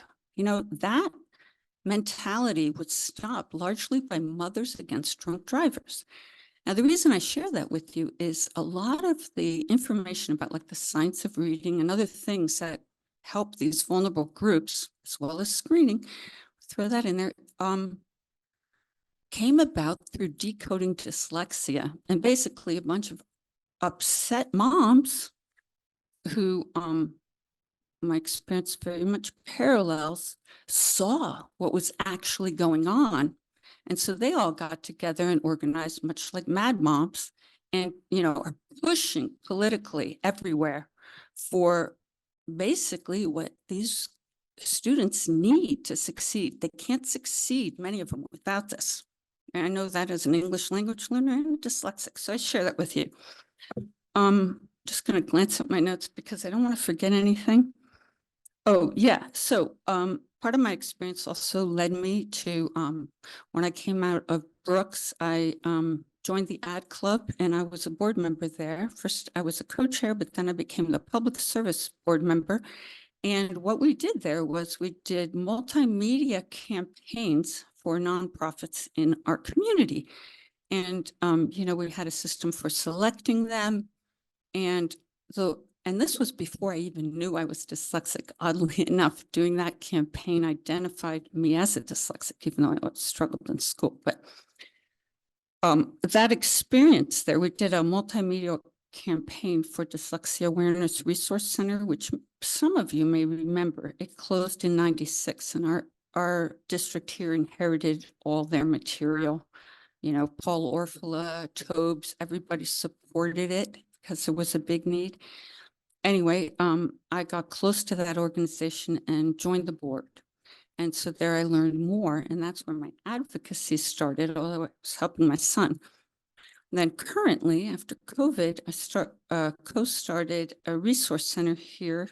Actually, my photography studio has a couple offices, and it is also to help any community member pro bono who's struggling with reading.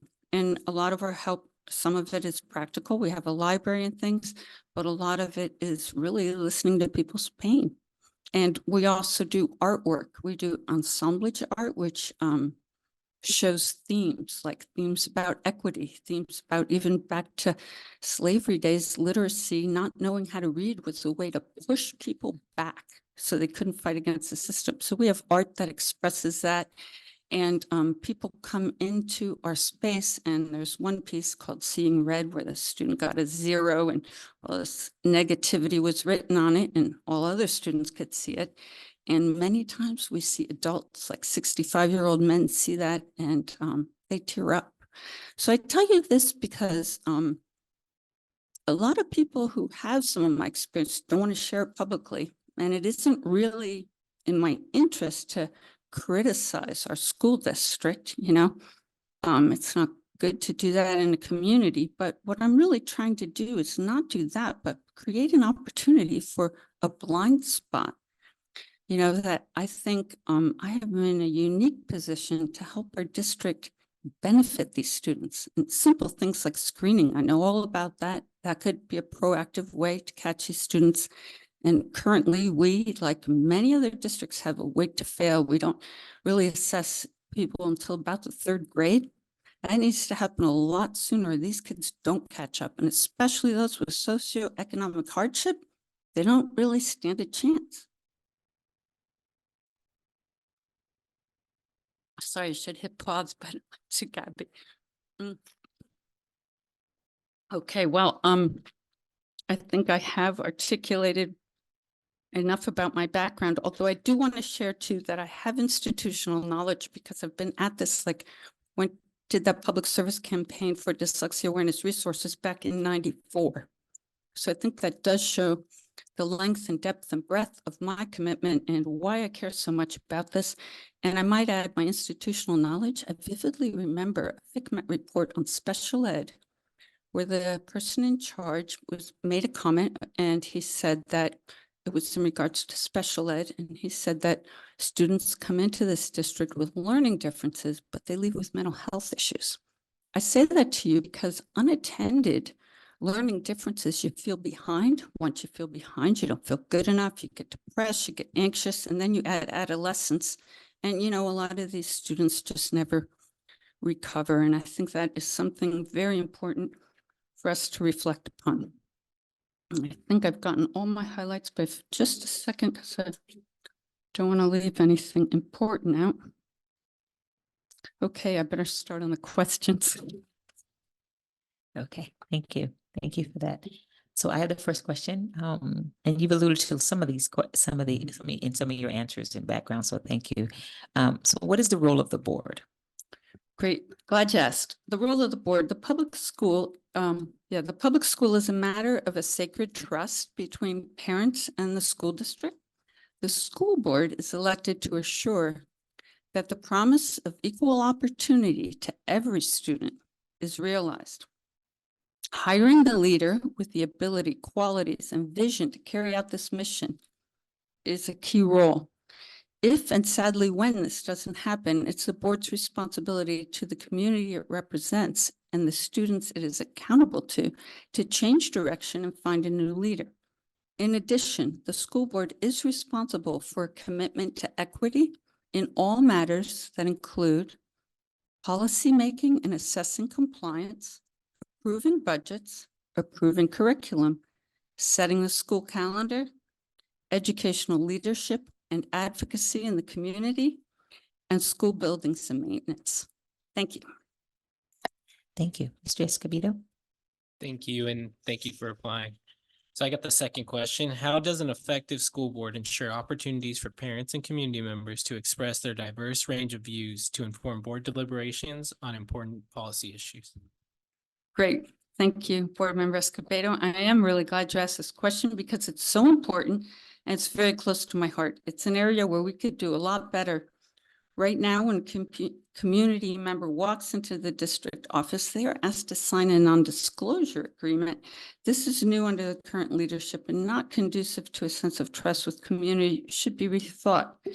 Similarly, the mission statement has been reduced to, and I'm sorry to say this, but I feel like it's a meaningless comment about the future, and it removes the essential qualities we want our students to embrace.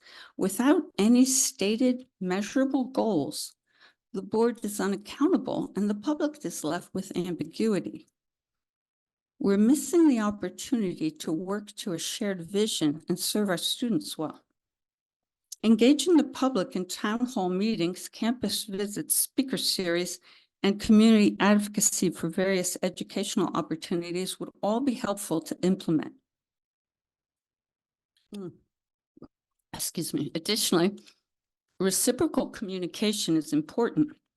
It takes a lot of preparation and courage to speak at a board meeting or send a letter to the board members, when such efforts are unacknowledged, it creates the impression that their opinions don't matter.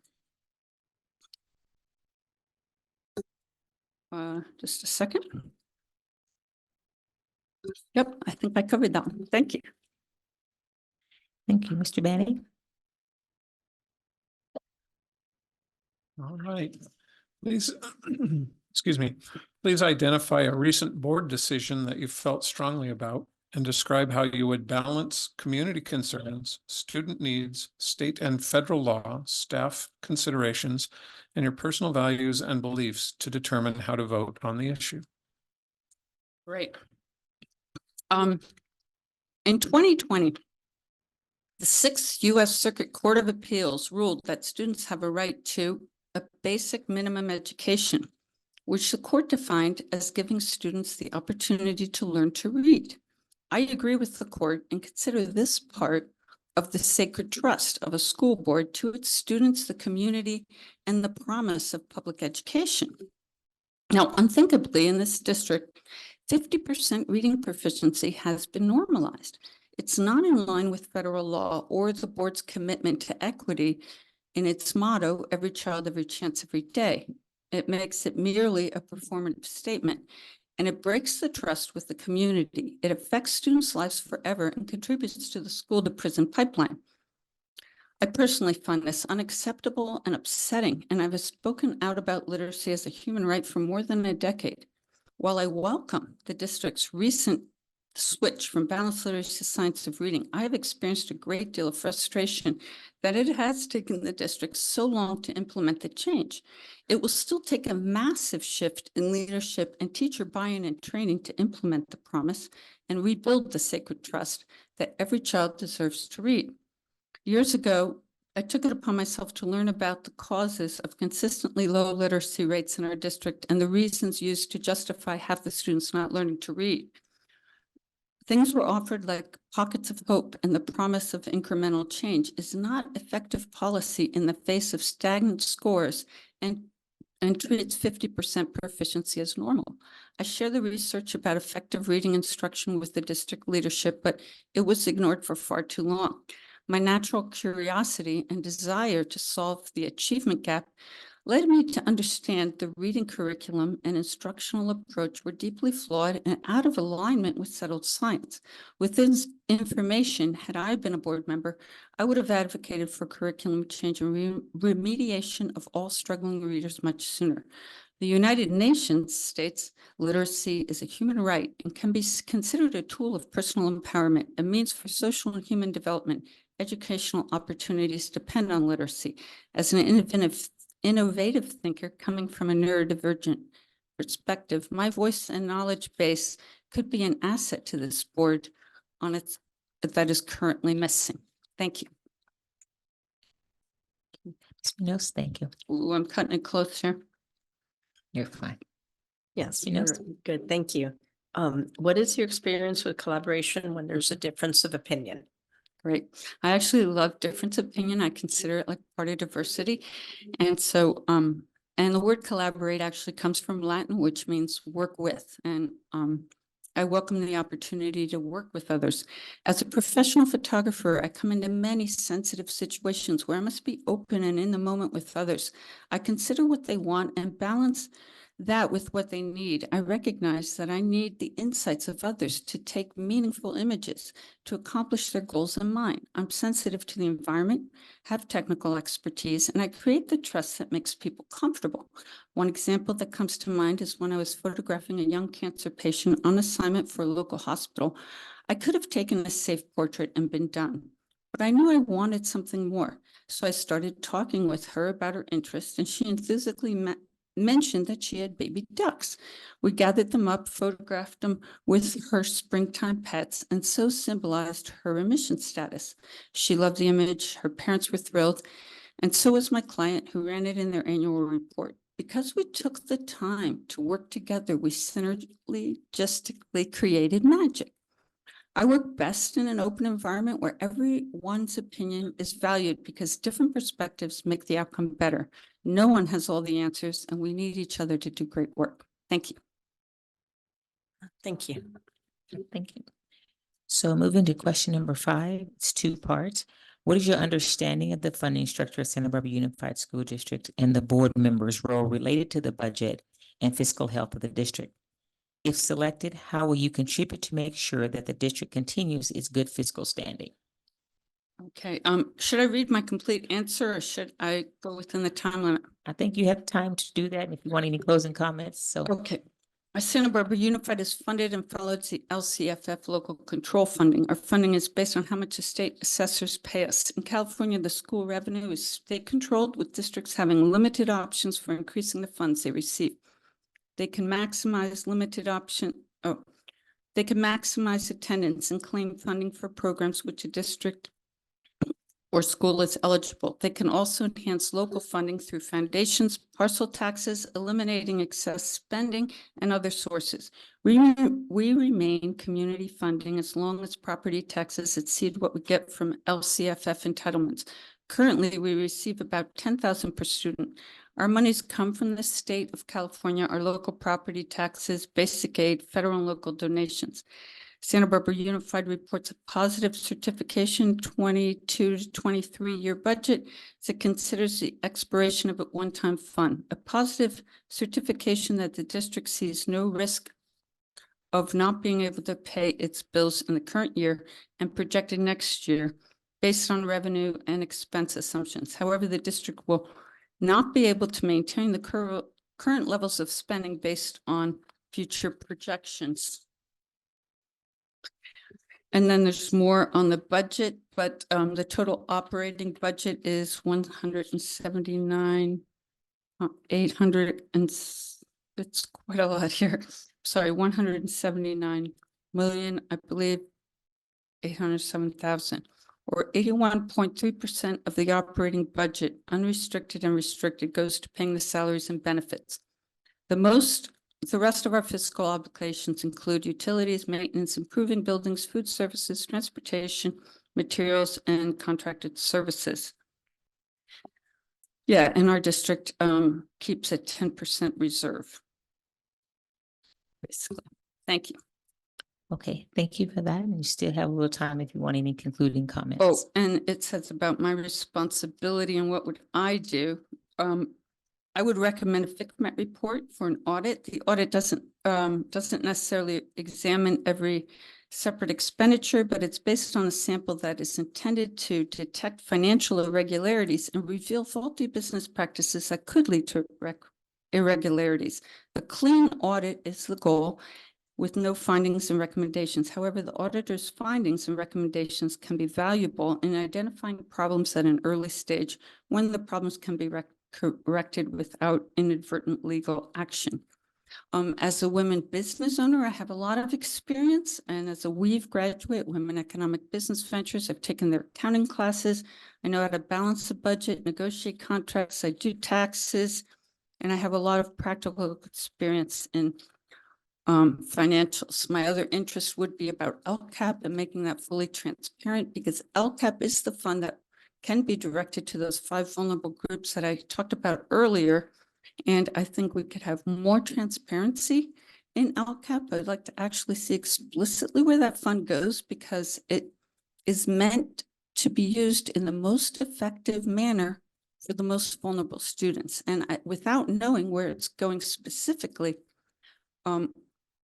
you know, we really can't be meaningful input. And I've been on the LCAP advisory twice.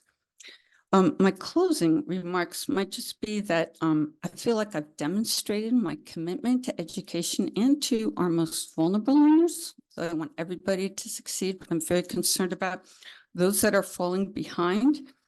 I feel like also I probably have a very long, since 1994, a long commitment, you can see. And I've been a consistent speaker at the board. And I also want to tell you that I am an empty nester, and I have the time and commitment it takes to, you know, be a serious, responsible board member. And I would welcome this opportunity to work with you all. And I think my unique perspective, as we don't have any neurodivergent people on the board, could really bring and close our achievement gap, because some of the practices, even like screening, will reduce people in special ed, and those monies can help you get adequate teacher salaries. We certainly don't want to lose any more teachers. And I feel my insights would be very helpful to the parents who are struggling, who don't necessarily want to share the things that I've shared with you.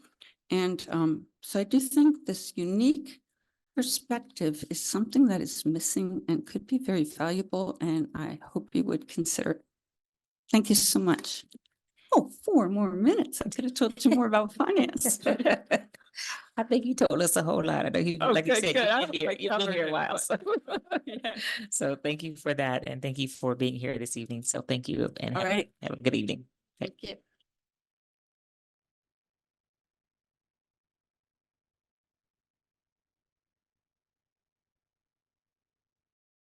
So next, we'll be moving to our candidate number 7, Ms. Anita Beal. Welcome and thank you for being here. This process is about 30 minutes, which also includes an intro, as well as any concluding comments that you want the board to also consider. Okay. Each of the board members will be asking the questions one at a time. They're also there in front of you, and you had them ahead of time as well. So it's all clear now to be able to do that. So you can start with the intro, or however you choose to start. Can you hear me? Okay. Yes. Thank you. I appreciate your taking the time to interview me, and I appreciate the opportunity. My name is Sunita Beal. I am a community member. I'm also a parent of a high school student at Santa Barbara High School, and my son graduated from Dos Pueblos High School. So I'll give you a little bit of background about me. I was actually born in India, but I came to the United States when I was 3 months old. My father was already here, so my mother came with me and my brother a little bit later. And my first language was not English. My mother did not speak English, so we spoke Telugu, my language at home. But of course, since I was here from a very young age, I spoke English pretty much at the same time. I was first in Chicago. I moved to California with my family, obviously, when I was 4 years old. I grew up in a small town in the San Joaquin Valley, Los Baños, and started in the public schools. But my parents, being Hindu, were really worried that I was not going to grow up religious, but there were no Hindu temples in many places in California. So they placed me in Catholic school and it just wanted me to have a good moral compass. So it was a small town. So basically the choices were public school or Catholic school. They were pretty much equivalent, except obviously for the parochial education. Then I went to college and then medical school. My parents were immigrants and they were very, very, they had a great belief in education. Whatever opportunities it would give me, whether it would be success or just freedom, especially as an Indian female, my father felt that if I had my education, I would always have the freedom to make my own choices. So I feel very strongly about education. I always have. And so that has been my great interest. So I went to the East Coast for my undergraduate degree. I was actually in Berkeley for a couple of years. I did have a difference of opinion with my parents when I was in college. And so when they said my way or the highway, I was old enough to say the highway. And that was a couple of years in Berkeley. And then I went back to medical school. And then my husband and I, who both met at undergrad, we came back to California for our professional careers. I've been in Santa Barbara since 1999. I'm a physician. I was self-employed for quite a while, had my own private practice. But currently I'm employed at UCSB. I'm a staff physician at the student health there, and I really like that job. I've always had educational opportunities in terms of not for myself, but the ability to do some education. When I was in Boston, I was a clinical instructor at Harvard there. And then when I came back to Santa Barbara, there is no medical school here, but I was involved with teaching the residents, not as a formal position, but as part of my job. And then when I went into private practice, a little less of that. But being at the university and being a physician, you're always educating people because you have the information and you're trying to help people make decisions about the risks and benefits of what they're going to be choosing or what they need. So I feel that I still have that interest in education. And I really enjoy it. So applying to an educational board maybe wasn't something that I had in my big plans for my future, but it feels like it might be a good fit. So that's about me. Okay, thank you very much for the intro. I'll start with question one. What is the role of the board? Try to look at my notes. A little nervous. No worries. We're amongst friends here. Okay, so basically, the board is a professional organization and it's also an elected position. So there is a behavior associated with the board, and there's also basically you're representative of your district. I am from trustee area 2. So if this were to be a good relationship, I would run and I would like to be elected. I've never run for anything, so should be very interesting. I've studied the handbook on the board guidance for the Santa Barbara Unified School District, and I understand there's expectations and there's also limitations. The board does not make all the decisions and 100% of everything. There's a lot of guidance and governance involved. And so there's the superintendent with the administrative staff, there's the teachers, there's a community. So you're balancing a lot of things, but there are very strict guidelines that you're responsible, fiscally responsible, the decisions you make are responsible. And you have an obligation to basically educate yourself and understand what the issue at hand is and what the community needs. And you have to balance a lot of things. So it's not simple. Let's see. So there's just a lot of elements to that: policy making, governance. You have to be an advocate. You have to show leadership. If there is something you're knowledgeable about and you can take the lead in doing either the research or educating the community or fellow board members, you do that. You're accountable. You're responsible for these decisions. You should vote. You should vote in a way that, reflects the research and what you're trying to advocate for. And that, once again, you're a representative of the community. You're just not voting for yourself. It's not, I want this. The community needs this. I've done the research. This is what they need. This is how I'm going to vote.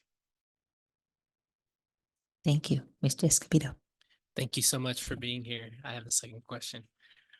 How does an effective school board ensure opportunities for parents and community members to express their diverse range of views to inform board deliberations on important policy issues?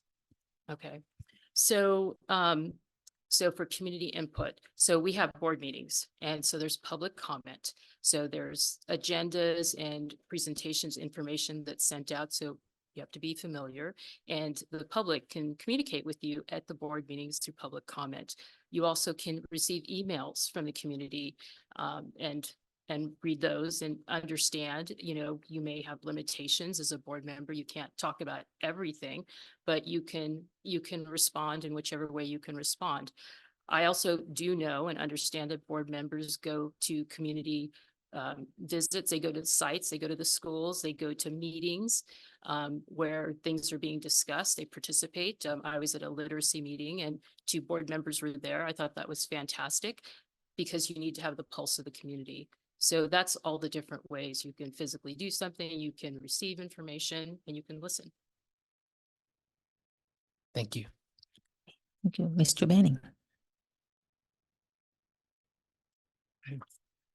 Please identify a recent board decision that you felt strongly about, and describe how you would balance community concerns, student needs, state and federal law, staff considerations, and your personal values and beliefs to determine how to vote on the issue. That's like the biggest question. It's right in the middle there, right? Okay, so I know that every board member here has received letters from me and they've heard me speak on different things. So it was really difficult to think about any one thing. And I don't really like to dwell on things that are in the past. We move forward. So this isn't a decision that has been made, but it is something that I feel very vested in, and that is the current negotiations with the Santa Barbara Teachers Association, the union. So I'm actually part of a union at UCSB, and I'll be negotiating for my salary next year. So unions are complicated, and it's not simple. It's so they have their rules, and you have governance and fiscal responsibility. So you have your side of things. So so the decision that's going to be made is how can we work the budget? Teachers need to have a living wage, right? It's actually a real thing. They need a living wage. They need to be able to stay and have a future. I have those issues with myself. What's my future? What is going to keep me in this town? So that is a big deal, and trying to figure out what that living wage is for them is complicated. And I know that there are people are trying to create housing for teachers, because it doesn't all have to be money. Sometimes you create a situation that's really positive, and that makes up for maybe not having enough money. I also understand that with our funding, we have to have a reserve, and we'll talk about funding in the next question.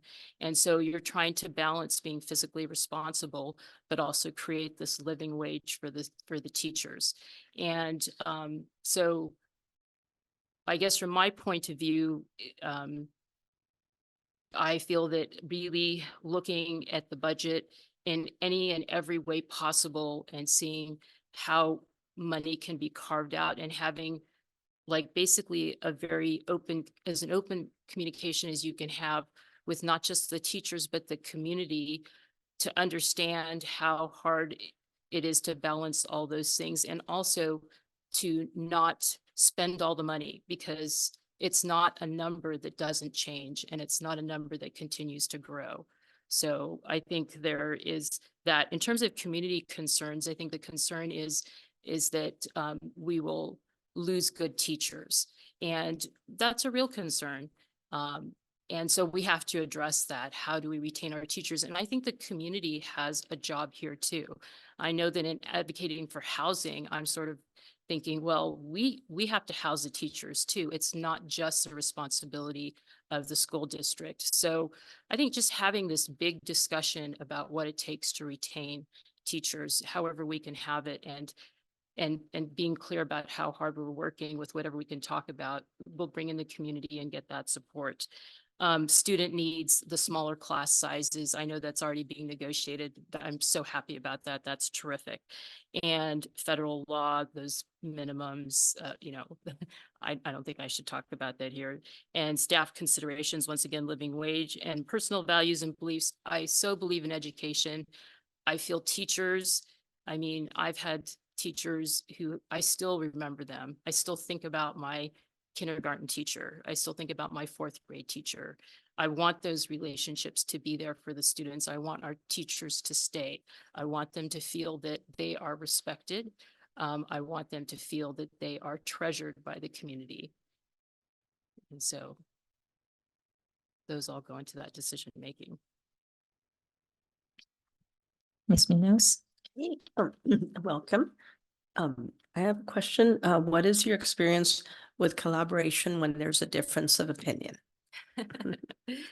Um, so when there's a difference of opinion, often there is a misunderstanding that is at the basis of it.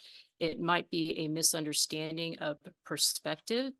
It might be that that one person doesn't understand the history of something that is being discussed. So people are disagreeing because there might be a lack of historical knowledge. There may be a resistance to change. So when there is a difference of opinion, it really is incumbent upon both people to try to understand why that other person feels so strongly about what they want. And to have that big discussion, like what is your fear or what has happened in the past, or what do you think the consequences of this decision are going to be? Are you worried about the future? And so I think that it really takes a lot of talking and a lot of just really being open with, like I said, fears, about anything. And so I think my experience when there's a different opinion is you try to get to the kernel of that, and then you try to see if you can agree or compromise. And if the compromise is something that can be healthy, that doesn't sacrifice something big on either side. Thank you. So question number 5, 2-part. What is your understanding of the funding structure of Santa Barbara Unified School District and the board of members' role related to the budget and the fiscal health of the district? If selected, how will you contribute to make sure that the district continues its good fiscal standing? Okay, so schools are funded with federal, local, and state funds. The federal funds are relatively small. They're not insignificant, but relatively small compared to the local and the state funding. And with our property taxes having increased, we are now community funded. It's more money. There are always restricted and unrestricted funds. We're still receiving restricted funds. We're still receiving state funds, but we get a larger proportion of unrestricted funding, which is a little bit more freedom. That can change because while property taxes may be stable and they will grow over time, there is Proposition 98, which can actually put a ceiling on state funding. So we do have to anticipate. We can't say this money is always going to grow and is always going to be bigger. It may actually be smaller. Let's see, what else do I have to say about that funding? The funding is actually really complicated, so always trying to keep that in mind. So basically, if you were community funded, we still are funded based upon pupils to some degree, but we're not funded on attendance. So it kind of changes a little bit of what we're looking at closely in terms of retaining our funding. So there is that. Let's see. And then if selected, how would you contribute to make sure the district continues in its good fiscal standing? Obviously, when we approve budgets, it has to fit in with the larger budget. Can we, anticipate that the costs are going to grow? Is there anything we can project What is the source of the funding? Is it restricted, unrestricted? So just really understanding where the money is coming from. Is that money going to be stable? Is it going to change? That is very important. I think the reserve is really this big discussion, and there's, I think, a lot of misunderstanding about this idea of a reserve.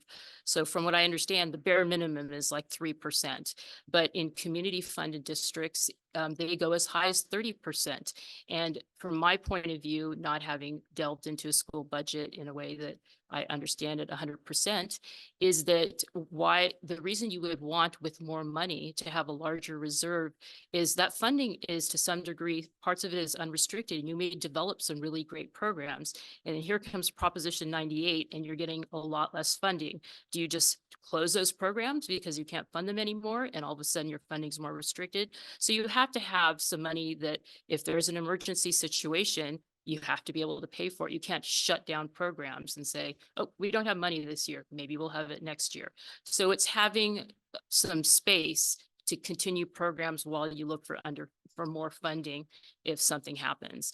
But at the same time, having a giant reserve when when we should be spending money is also probably going to the other extreme.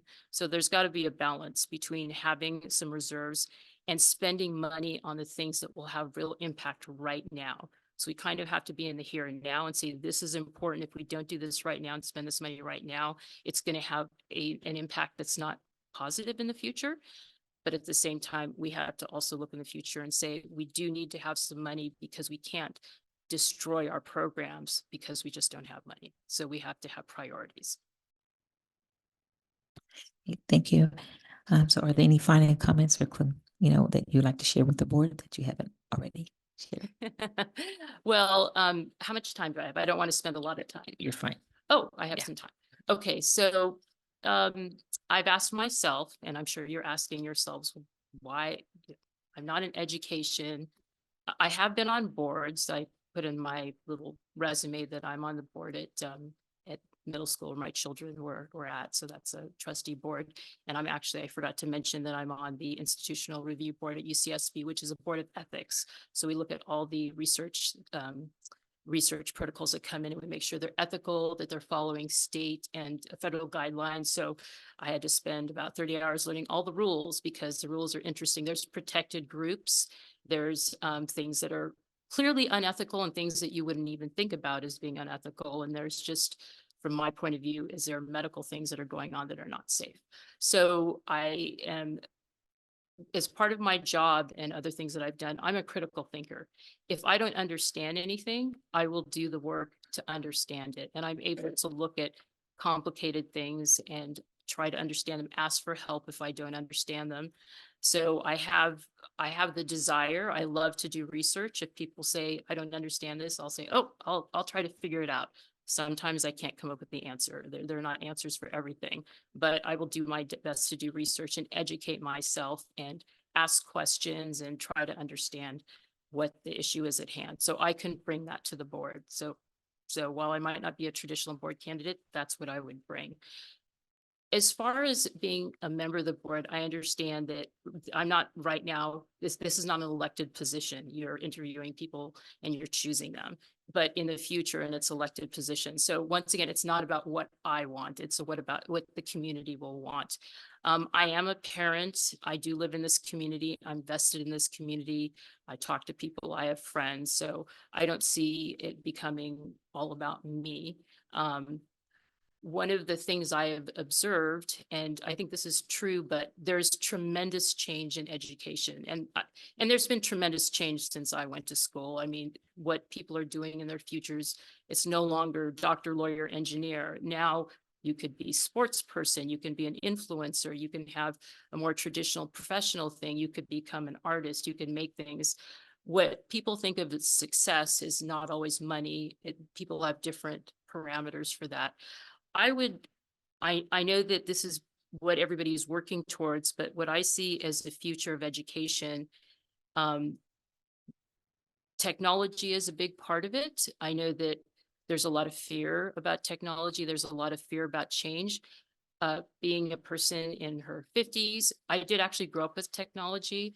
Apple was just down the street from my high school, and there was like, oh, it's cool. Let's teach all the students to program. So I actually was programming at a young age, but then I became a doctor and now I use computers. I don't program computers. Anyway, so I embrace change. Having teenage children, young adults, I realize like the world that I want for myself is not the world that they want. Things are different, and what they value are not the things I value. That doesn't make them less valuable, but it's their world. And so that's important education, especially in secondary school, is to look at students. I see primary school as setting up the building blocks. I've said before that I think there needs to be a laser focus on TK through second grade. Really try as hard as we can in this district to get the students to have the same level of literacy as much as we can by the time they hit second grade. I feel that that's such a critical time. And then we just set them up to be successful further on. When they get to secondary school, I really want the district to have lots of opportunities. And what do we call opportunities? Is it that they need to be able to all go to college? They need to have technical careers? I was reading a study in Finland, and they have a earlier diversion with students to either go into more technical careers versus more academic / professional careers. And people are very happy with the educational system.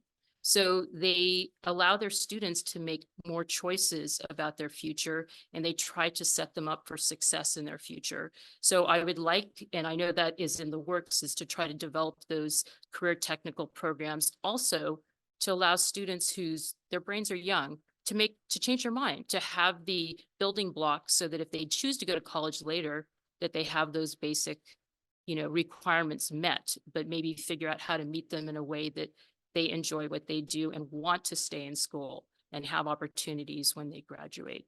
So that's kind of what I think my vision for the district is, and I'm sure it's shared by many people. And so I would hope that if I were elected later on, that I'm representing a vision for other people in Santa Barbara.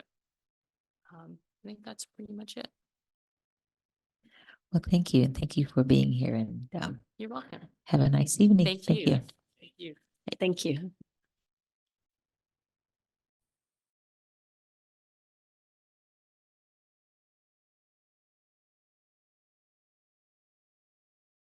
Right. We're rounding out our evening with our 8th candidate. Mr. Hare, thank you so much for being here this evening, and welcome as well. So this interview is about 30 minutes, which includes an intro and or any final comments you want the board to hear. You've been, the questions understand the 5 questions I've sent to you ahead of time. They're also on the table as well. And we'll be asking those questions one at a time, each board member there. And so take your time. Take it. Yeah, you took a deep breath. So, all right, there you're ready to go. Yeah, I'm going to need a few more of those. Okay, feel free to take them anytime. Alrighty. Well, thank you. And thank you for having me staying late into the night. I think that, the public governance over our shared goods is such a critical thing. And the volunteers is what you are for serving over the district. I think it's just it's an important thing, and it's a good thing to want to be a part of. And so that's why I'm here. I always start my lessons and my talks by inviting to be interrupted. So if anyone has questions, I think you guys are bound not to interrupt me and ask questions, but I'll still give you that courtesy if you want to take it. To introduce myself, I am Casey Hare. I'm a product of the California public school system. I went from kindergarten all the way through 5 years at UCSB. I've got a degree in physics and a degree in mechanical engineering from there. I did go to private school for a year and got a master's of mechanical engineering design from Stanford. And then I moved back to Santa Barbara. And in addition to my regular professional activities, I started lecturing at UCSB. I taught my first course, Introduction to Mechanical Engineering, in 2004. And I fundamentally redesigned that course and took some pretty big risks. My boss was pretty shocked when I told him I was going to get rid of both of the midterms and the final and replace it with 5 projects. But it turned out to be a real success, and that class still exists in that capacity today. I tried to quit teaching and somehow ended up getting saddled with 2 upper division electives. And I did that for another 6 or 7 years. One of those courses I created from the ground up, and another one I fundamentally redesigned. And I can tell you from personal experience, although I probably don't have to tell this group, that the teaching is hard. Teaching is very, very hard. It is fundamentally a one-on-one activity.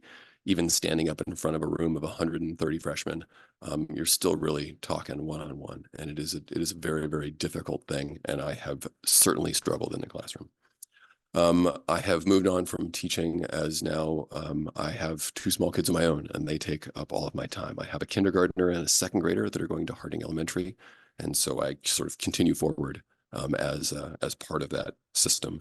And I'm very active at Harding. I'm a member of the school site council.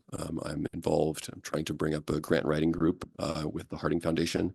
My wife is a voting member of the Harding Foundation. And I am now recently minted AYSO U10 girls soccer coach. And that was a wonderful experience that I highly recommend everyone take part in. The soccer and personal growth of the girls over the course of the season was just really something to behold. Outside of education,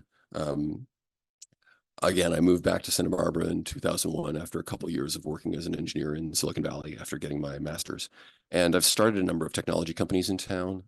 I have also worked as a design consultant in between those endeavors. And my current company right now, Angstrom Designs, we have about 6 full-time people on staff. And we build scientific instrumentation and test and measurement equipment to test solar panels for spacecraft before launch on satellites. And so we've got a number of interesting things that we do there. We build large walls of LEDs that simulate the sun. We fly balloons up above the atmosphere to measure solar cells in space. And we just recently delivered a product, a test system that will actually go on one of the commercial lunar landers and hopefully land on the moon in about 18 months and conduct some experiments on the latest technology solar cells in the lunar environment. I'm pretty proud of that, and 14-year-old me is like really proud of that. I've been involved in a bunch of different groups as a, I'm not just a business person. I also try and get out and do a lot of different things. I was on the founding board of the technology management program out at UCSB. And so that program continues to go well. It has graduated from a program to a department. They have tenured faculty there now, which is great.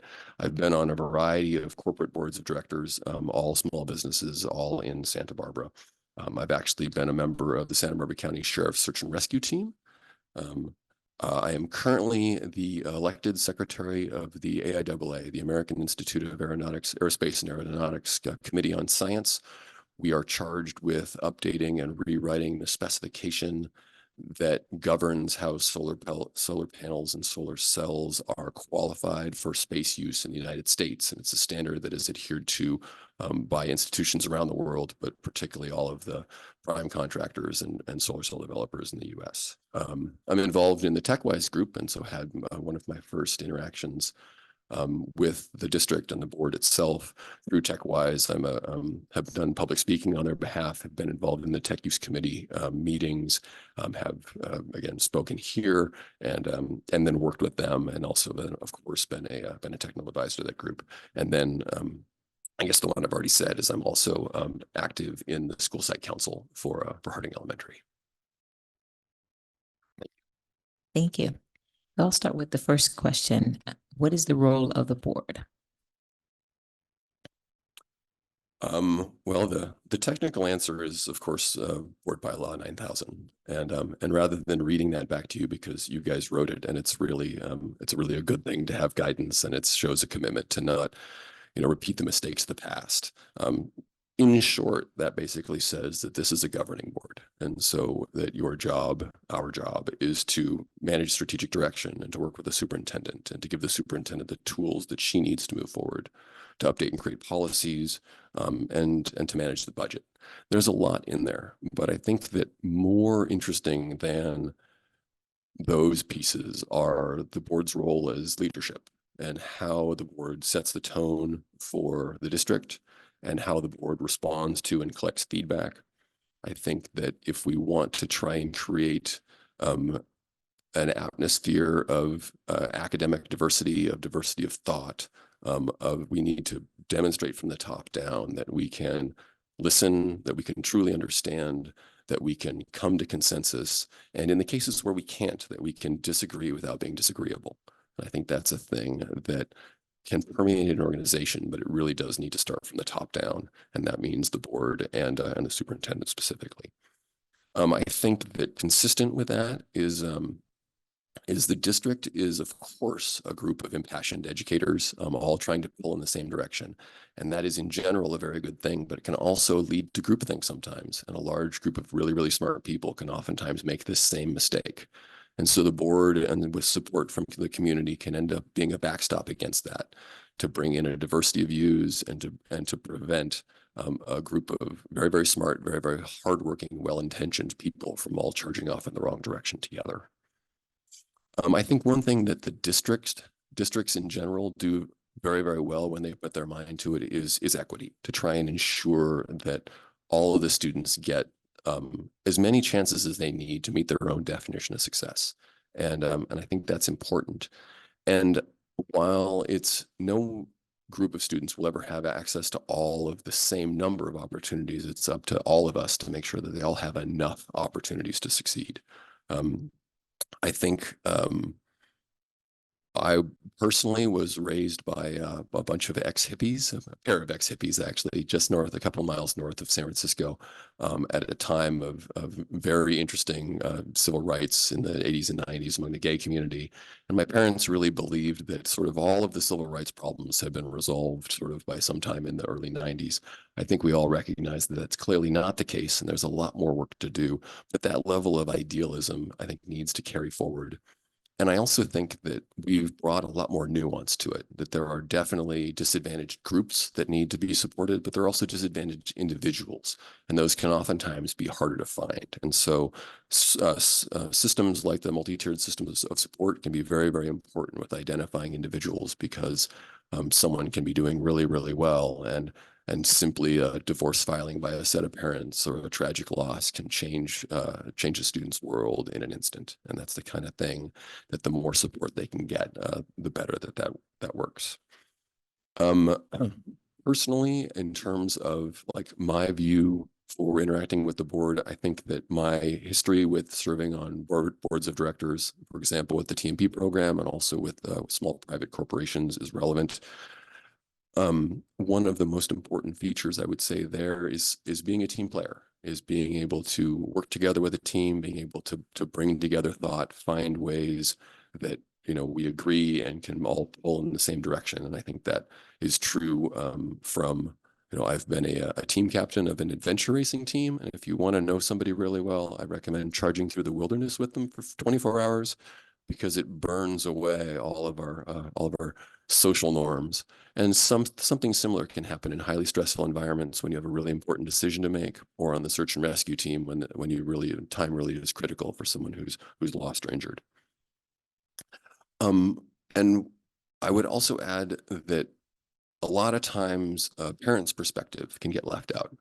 The students' perspective, we all want to think about every moment of every day.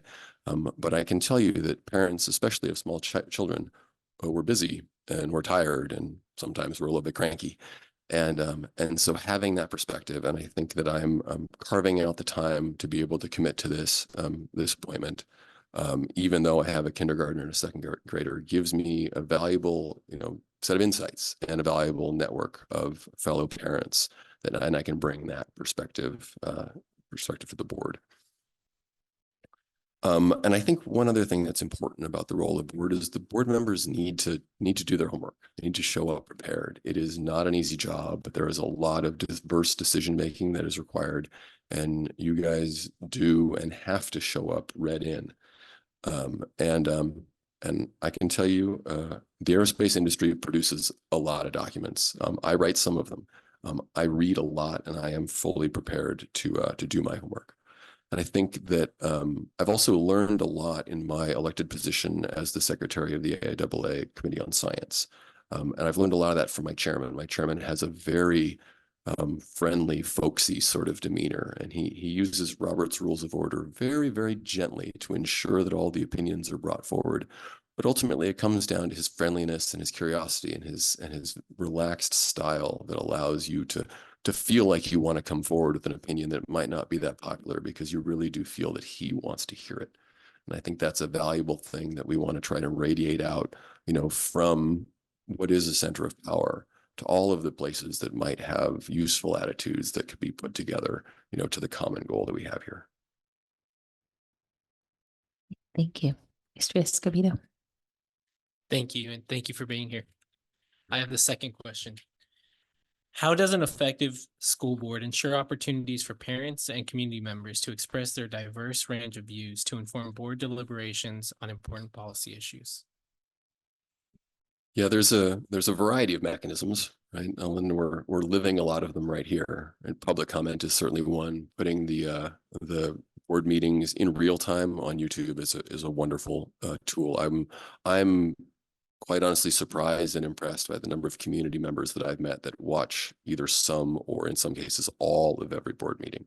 And I think that's important. There is reach here because there's a lot of people in our community that really do care and really do focus on this, even if they can't be here in this room for a variety of reasons. The language interpretation is clearly important.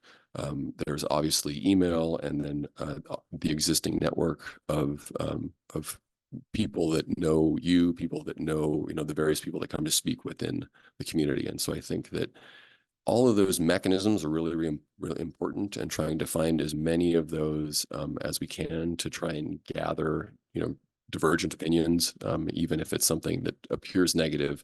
Again, I'm an engineer. Negative comments sound like opportunity to me. And and so I think that the spirit behind that, though, you could have all of those mechanisms, and if the board doesn't have a fundamental desire to listen and to understand, then none of that really makes any difference. And so it's great that all those things are in place, and I think it's great that that this board does want to listen, and this board does want to hear, and I think that that's a skill that I can bring in and continue to reinforce.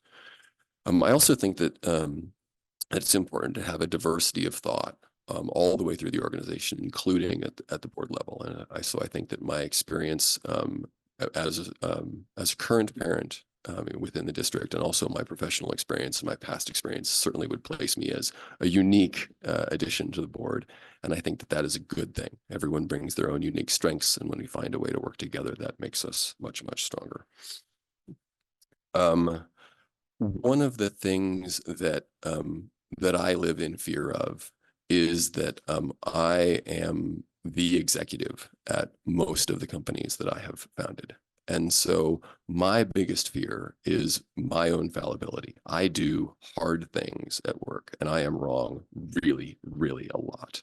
And there is always a fear that people won't come forward, that they won't challenge me, that they won't point out, no matter how self-effacing I am, no matter how friendly I am. And that represents, if someone bites their tongue, that's a real loss. And so I try and recruit a culture where criticizing me is celebrated, where bringing up problems is celebrated, even if you're wrong. It's the opportunity and the act of dissenting, of bringing up a different way of looking at the problem. And that ends up being critically important, because it took me a while to realize that that people respect executive authority, and no matter how friendly you are, that if you have the power to fire somebody, they're going to be a little bit afraid. And we need to labor every minute of every day to make sure that that doesn't cause tongues to get bitten and problems to not get brought forward, because that's ultimately what we're here about. Let's see. I think that also, again, my experience as a lecturer, I joke that teaching college isn't really teaching, because I think that the teachers in this district do much, much harder work. Right? It was easy enough for me, if a student was misbehaving, to say, you know what, you can just drop the class. This is an elective. I'll see you later. And that's not something that our teachers can do, and it's not something that they should. They have a much harder job than that. And so I think that, that experience and knowing what a hard job that is. And it's a really, really hard job to do well. And it takes so much commitment and so much time. And I have had a few quarters in my life where I didn't give it my all. And being a mediocre teacher is a lot easier than being a great one. And so that's why we really need to focus on nurturing our teachers. They are our most important asset. And they have the ability, they are the boots on the ground that shape everyday decisions. And they are the people that are, I'm sort of drawn to the thought of MTSS, right? A team working together, impassioned, will be able to change the lives of students. And I think we've all had experiences. Almost everyone who's successful can think back. You know, I think about my 7th grade math teacher all the time. He was a goofy fisherman who assumed when we came in we didn't know how to count. And by the time we walked out of that class, we were doing algebra. We technically learned from kindergarten through 9th grade math in 1 year, and nobody felt like it was uncomfortable. It's an amazing, amazing gift that I was given. I mean, I think one other thing on the board is that we want to be out in the community, right? I've got a very solid network within the Harding School, and I have a number of my friends and my social network that are members of the district, and so it is wonderful to get their opinions on that. But the board is also a unique opportunity to be out in the community and to get to meet people and to get to talk to them and to get to really listen and to build the connections to find how to make our community stronger. Thank you. Thank you. Mr. Manning. All right. Please identify a recent board decision that you felt strongly about and describe how you would balance community concerns, student needs, state and federal law, staff considerations, and your personal values and beliefs to determine how to vote on the issue.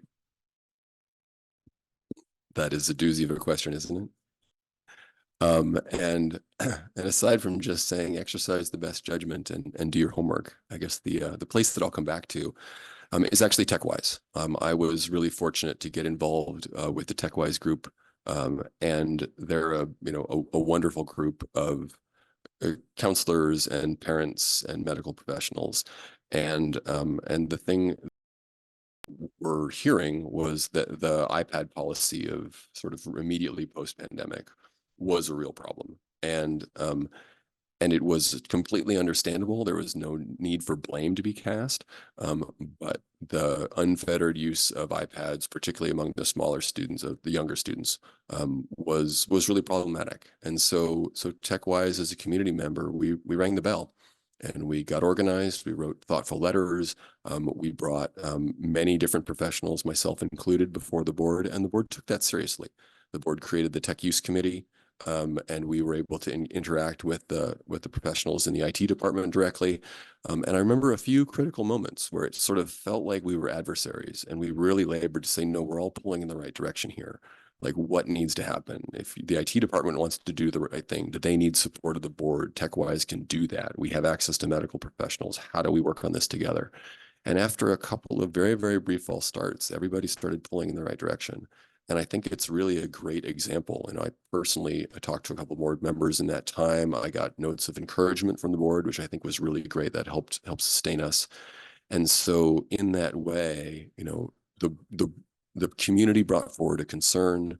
The board took it seriously. They created a mechanism to do that. The Tech Use Committee also was working on the off and away policy. So you got TechWise involvement in a separate policy change that was also very much for the better. And I think that that having lived that from this side gives me that much more appreciation for what happens on the board side. And so I think it's, when you see problems, whether it comes from a well-organized, a well-researched group, or just from an individual saying, hey, I think this isn't right. My lived experience isn't what it should be. Taking that seriously, finding a structured, organized way to move that forward, like happened to us with the Tech Use Committee. I think that's the mechanism where the issues can get validated, all the different voices can get heard, a reasonable policy can get put forth. And that one was really challenging too, because it had some real urgency to it. And so one of the first things that happened is they pulled the iPads from 5th grade and below, and that immediately solved a lot of problems. And so then, once the few early steps of triage were completed, then a thoughtful, well-rounded policy could be brought forward, implemented by IT, distributed. And I think it's a really good example of the board, the community, the district staff, and the schools really working together to make a really positive change in a very, very short period of time. To continue on with TechWise, I mean, clearly I have a technical background, And so that makes me an asset, not only to TechWise, but also to the board. And that again comes back to that diversity of thought idea. I think that almost every one of you, except for William, has received emails from me about I was sending emails to you guys about ChatGPT before everyone had realized that was a thing that was coming. And so that's nice that when you're walking in one world, you can see things coming that look like a surprise. And I know that all of you will walk in worlds that are different from me and will see things coming that I won't see. And there's that, again, that diversity of thought that gives us strength. And I think one other thing is that I'm a federal contractor and I'm also a corporate board member. And so I am used to the rules of governance. And so I've familiarized myself with the Brown Act and the limitations that puts on the board of directors. And I understand its intent and I happen to agree with that intent. And so I think that I would feel very comfortable operating within those constraints. I can tell you that I operate within the constraints of a large number of federal DFAR regulations, which I think is just stupid bureaucracy. And we comply with all of them nonetheless. And so even though it's limiting, the fact that the Brown Act is easily digestible and is something that I think is a very, very big net positive, that will make that much easier. Thanks. Ms. Munoz? Okay, I have a question, number 4. What is your experience with collaboration when there's a difference of opinion? Yeah, I think that, again, this is just about this fundamental willingness to understand and to listen. And the best way to be understood is to fully understand the other person first. Partly because it makes us better at problem solving. It gives us a new perspective. It shows us where we might be wrong. But also the person that we're disagreeing with feels felt. If we really take the effort to see things from their perspective, to ask questions, to try and put ourselves in their shoes. And I think that's that process. If we can't come to agreement, we can oftentimes come to compromise. And that's a very, very beautiful thing. And sometimes we can just agree to disagree. And if we can disagree without being disagreeable, that's a really good thing. I have some friends of mine that I have some very interesting discussions, and we have very, very fundamental disagreements about the way the world is. And it ends up being exhilarating. Because I've come to respect that opinion. I've come to grow from it. I've come to see how their history, their upbringing is different than mine, and it shapes their opinions, and how that has expanded my world and given me, a view of what it would be like to have lived in their shoes for a little bit longer. I also think that I have a career of doing very, very hard things. Like, we are wrong almost all the time. Sometimes it feels like my little technology company is just bumping along in the dark, trying to make every single mistake so that we sort of dump out on the other side when there's no more mistakes left. And the net outcome of that is that I think that any ego that I had in my younger days has simply been burned away by the reality of trying to just keep things moving forward. And so I tell myself that I've made a successful career out of being the dumbest person in the room. And that might be true, partly by trying to do hard things, surrounding myself with smart people, joining organizations. And sometimes I'll fake it. I'll ask a question that I already know the answer to. But I think that's important, right? Just being able to ask and say, I don't understand. Can you help me? And it's empowering for an organization as well, right? When the guys who work for me say, hey, the boss is asking questions again and saying that he feels stupid, that's a good thing. That's a good thing for culture. It teaches everyone to be inquisitive, and it gets this whole, my way or the highway. Did you read my position? What's my title? Gets all that stuff out of the way. I have a couple stories to tell, but I'm going to just skip them in the interest of time. How about that? Okay. Well, depending on how fast you answer this question, you might have a couple minutes to do that. So what is your understanding of the funding structure of Santa Barbara Unified School District and the board members' role related to the budget and fiscal health of the district? If selected, how will you contribute to make sure that the district continues its good fiscal standing? Yeah, so Santa Barbara Unified is a basic aid district. And so we are community funded entirely by the tax base, just barely, and varies year to year, of course. And this makes things challenging because it means that the income is variable, and it also means that it comes in, I believe, in just 2 lumps per year. So variable, lumpy funding is sort of the worst thing that you could imagine from a revenue standpoint. And so this basically requires just excellent fiscal management, and it requires looking into the future and seeing what the costs are going to be. And really that's, at one level you can say, oh, we're going to go into every detail, but while you do need to do that, you also need to take a step further and you need to say, yes, but what's the story behind the numbers? What are we really telling here? How are these things going to change? Being able to read a balance sheet is not about being able to add up all the numbers. The spreadsheet does that part just fine. It's being able to see the story that's under there.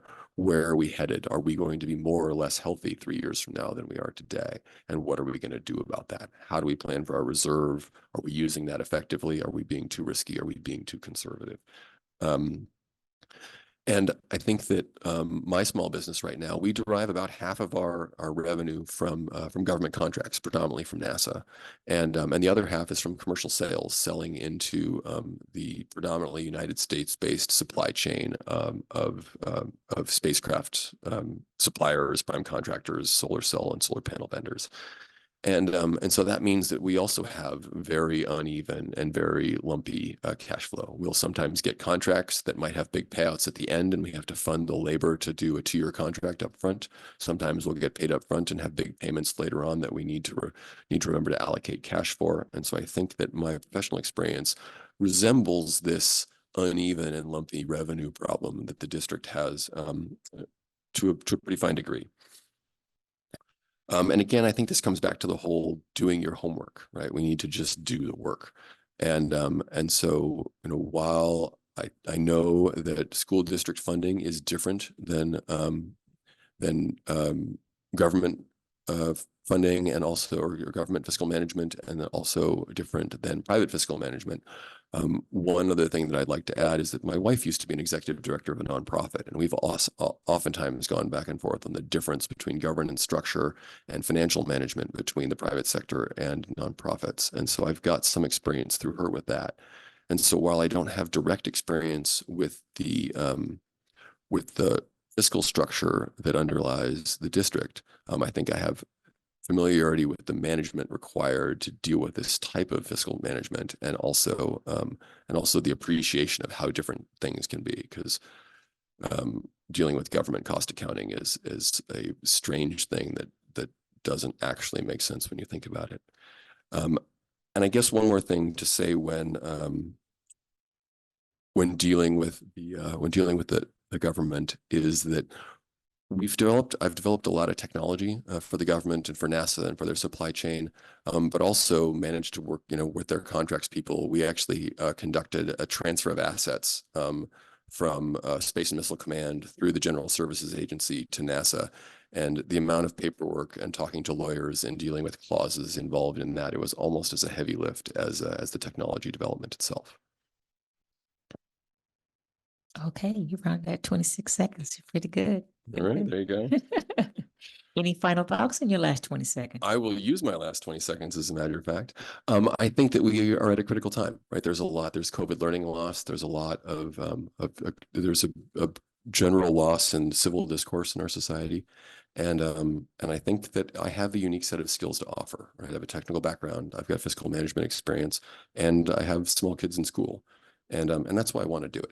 Public school was good for me. I want to try and contribute to that. And I believe I have something to offer.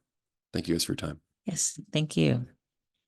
So that's a good way to round out 8 candidates today. So thank you everyone for being patient and staying for these wonderful commitments and responses today to the appointment of our vacancy. So again, we want to thank everybody for the time. Those here in the boardroom, thank you for your patience, as well as those who are looking at us on social media and YouTube. I understand that we have a wide audience looking at YouTube. So I guess this concludes our business for today. We will be back here again with 6 candidates, I believe. Is that right, Dr. Okay, with 6 candidates. We're starting here at 5 p.m. So thank you, board members. Thank you, everyone, and have a nice evening, and we'll see you back here tomorrow.